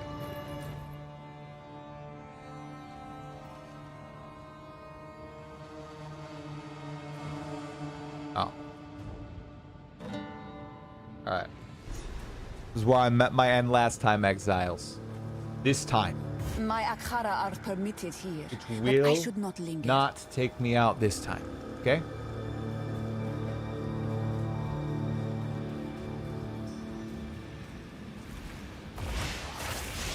Okay, maybe it will. Desert fire!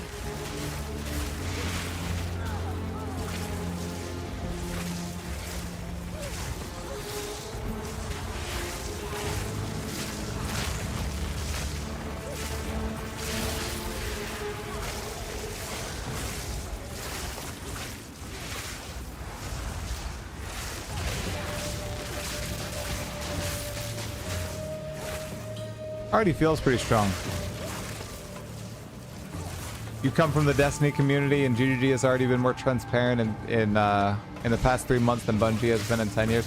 That's my deal, guys. Like, I come from Dota 2, and it was a little rough over there.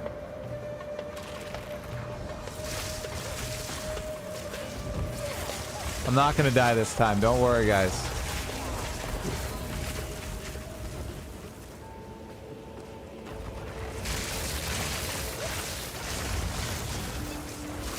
The only time I died last time was because I was on a warrior.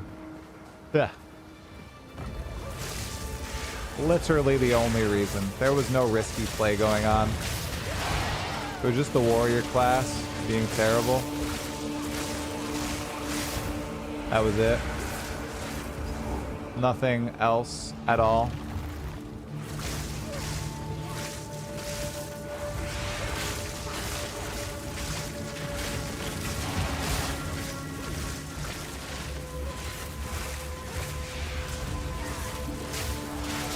Well, that is a tanky boy, is it not? Oh my goodness. Oh my goodness.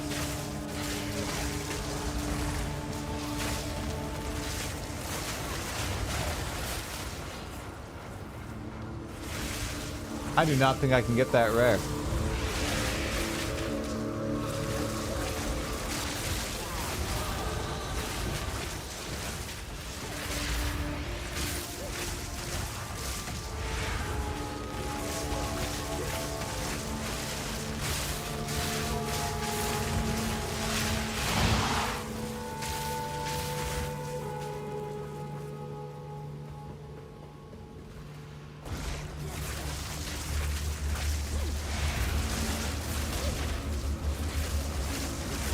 I have severe scary when it comes to these Goliaths.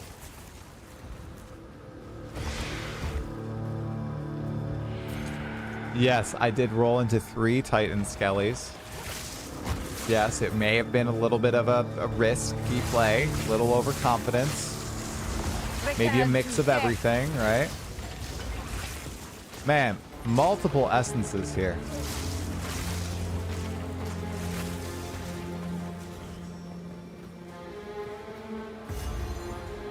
Okay, I do not have the other piece. You just a little visceral bed. Just a little.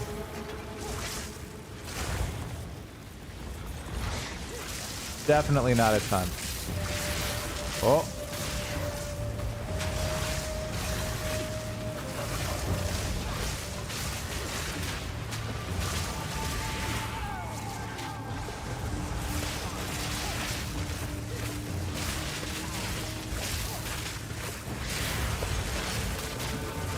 Come on, come on, come on. It did cost my character. Yes, it was quite risky. It did not pay off at all.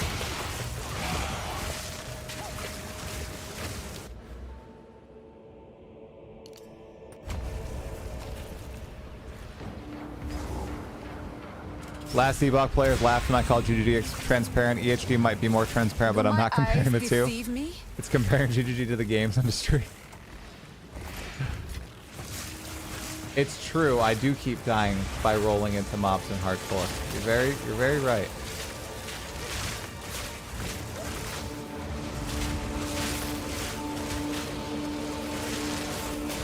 Man, that feels like low DPS right there. Holy crap.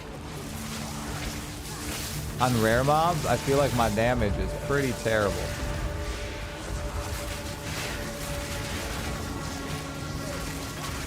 Everything else pretty much dies.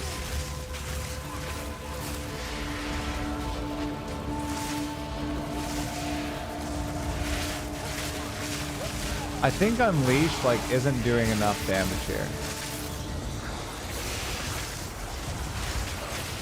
I think that's my problem.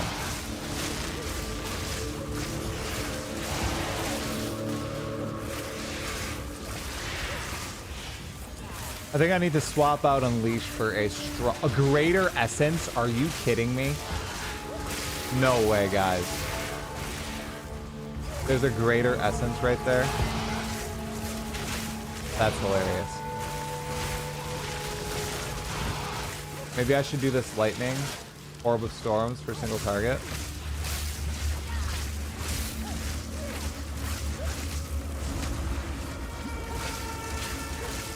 Maybe that would kind of help. Just a little bit. Sam, take you.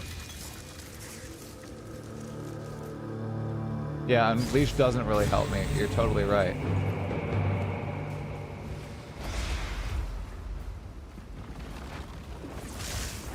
Because I'm casting quite a bit. By Garukan. Being a sorcerer, the damage output is trash. Isn't it supposed to be really good though? I feel like I'm just doing it incorrectly. I'm just building her wrong.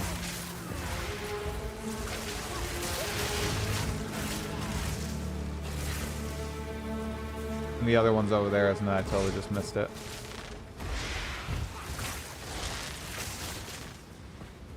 Yeah, I'll swap it out in a second. I'll run over there. Get this, and before we go to the next area.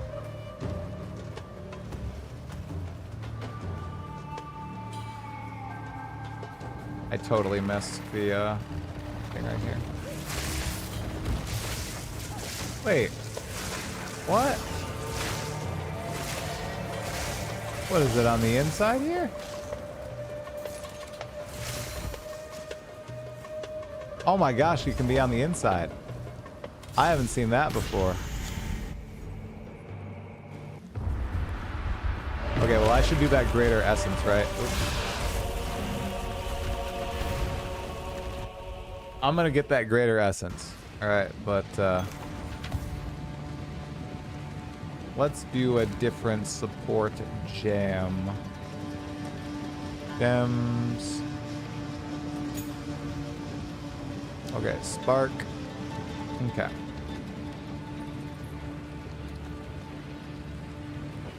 Alright, let's see. What would be good? Chain? No. Deceleration? No. I have acceleration. Controlled, just what's this? Oh, I don't deal a lot of crits. That's probably a good idea, dude. You're feeling the difference of closed space of trials and open space of the desert. Pierce, inspiration. I have acceleration already. Pierce? What does Pierce do? How about I try both? I'm gonna try Pierce. And I'm gonna try Controlled Destruction.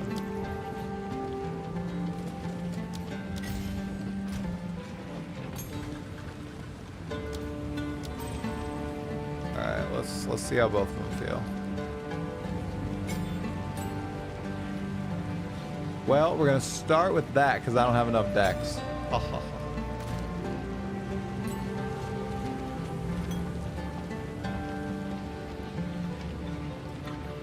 Got the threaded light, nice. Hello?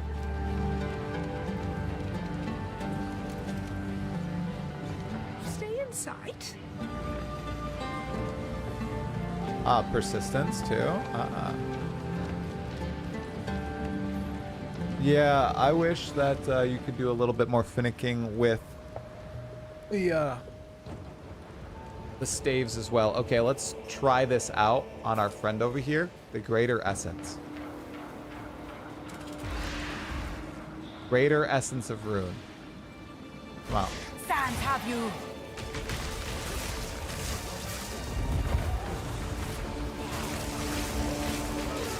Oh, that actually hit me.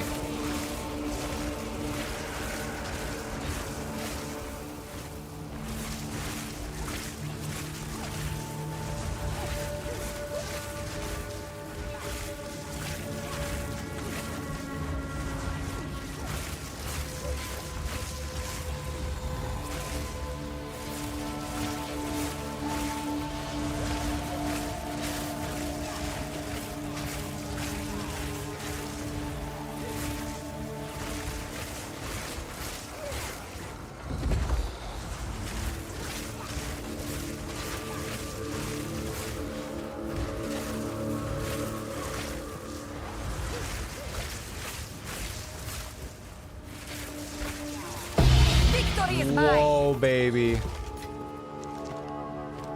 Would you look at that? Upgrades a magic item to rare with 1 chaos modifier. Holy. Big.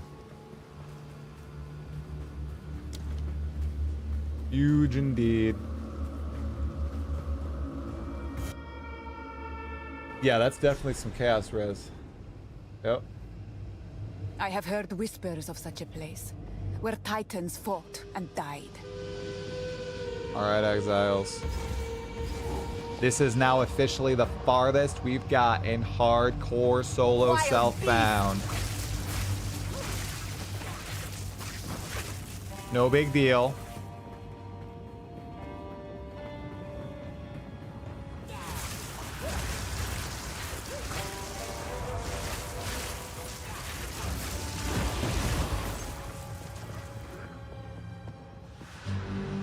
Hey, warrior was my farthest, bro.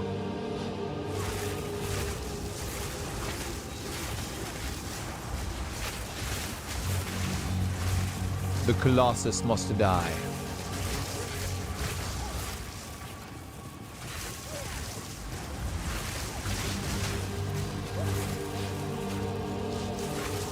Yeah, it was. Yep, now the Stork is queen.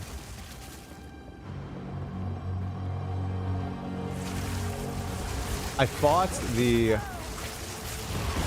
Colossus on my monk recently, and it actually wasn't that bad. I thought it operated a whole lot worse. There should be like a boss here or something. Omega Cybers, I'm still gonna roll into a pack of enemies. Come on, man. You know what's gonna happen. Probably some of these explodey boys right here. Garukan favors me. Garukan does favor you. Colossus was easy on you as a Sorc? Okay, cool.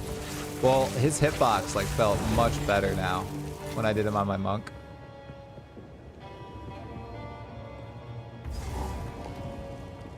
Okay. Ooh, everything's all hazy. As long as you don't get stabbed by his knife. Well, I feel like that's gonna happen to me. Because he's like Katava, where I can't necessarily gauge what he's gonna do super well until it's essentially happening to me.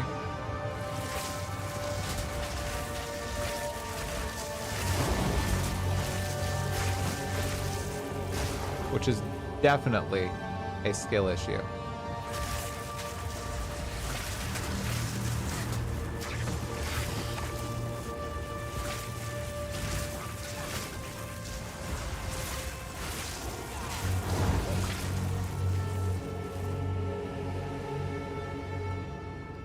You're training for the race on Sunday? Very cool. I'm going to participate on Sunday. I'm going to stream it as well.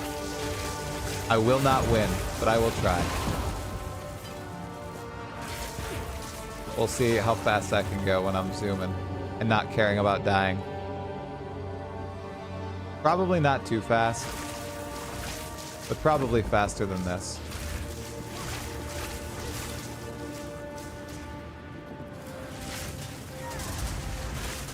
Sans have you!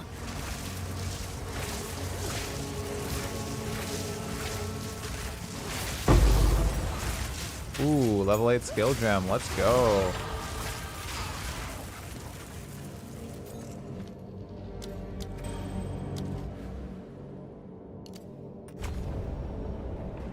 Ben is already in yellow maps. Yeah, dude, it's an Act 1 through 3 race, so that is my main goal. I just want to have fun playing the race. That's what I was excited about.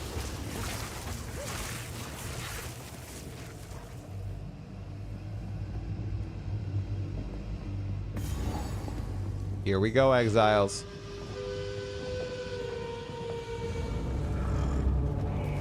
You know why I am here. Relent.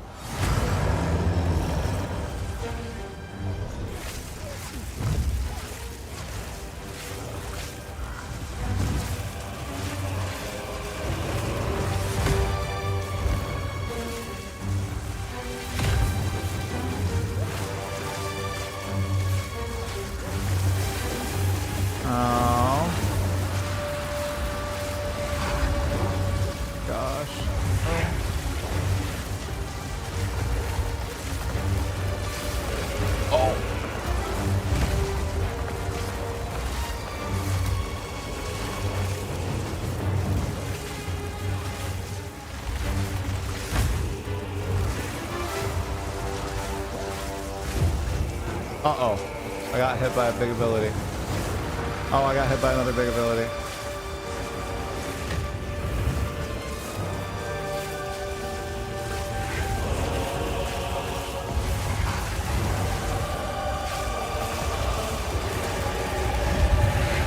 Oh, shoot.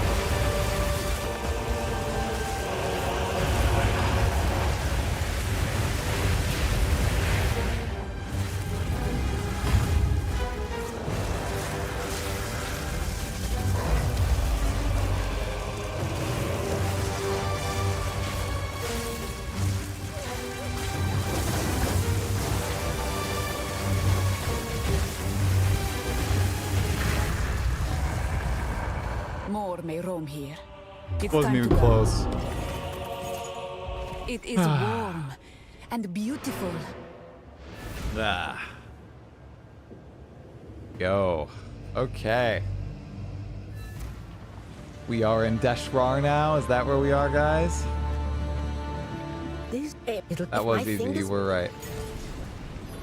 This is Stay inside. Oh. It is time. Fight to the last. Oh boy. Okay.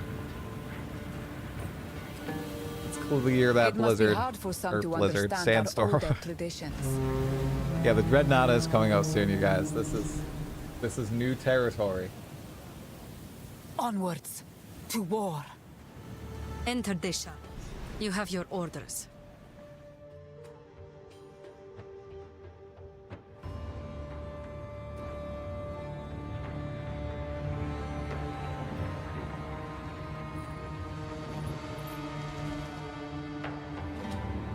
Oh no, not Deshrar. I hope there is time to protect. Not Deshrar. Okay. Alright. I think this is where we are going to call it tonight, Exiles. Thank you all so much for tuning in. I appreciate you. Watching the pod, watching some hardcore solo self-found. We will pick it up in Deshrar and hopefully the end of Act 2 on Thursday when we're talking to Lucky Luciano of Diablo fame, all about Path of Exile 2 and Diablo. It'll be a good one. But I need to go on a run and then go to bed. Thank you all so much for tuning in. Thanks for all the subs, the follows, the chatting. I appreciate it. I'll chat with you later. Hopefully we get some new Path of Exile 2 news coming up, okay? We're gonna raid Arrow.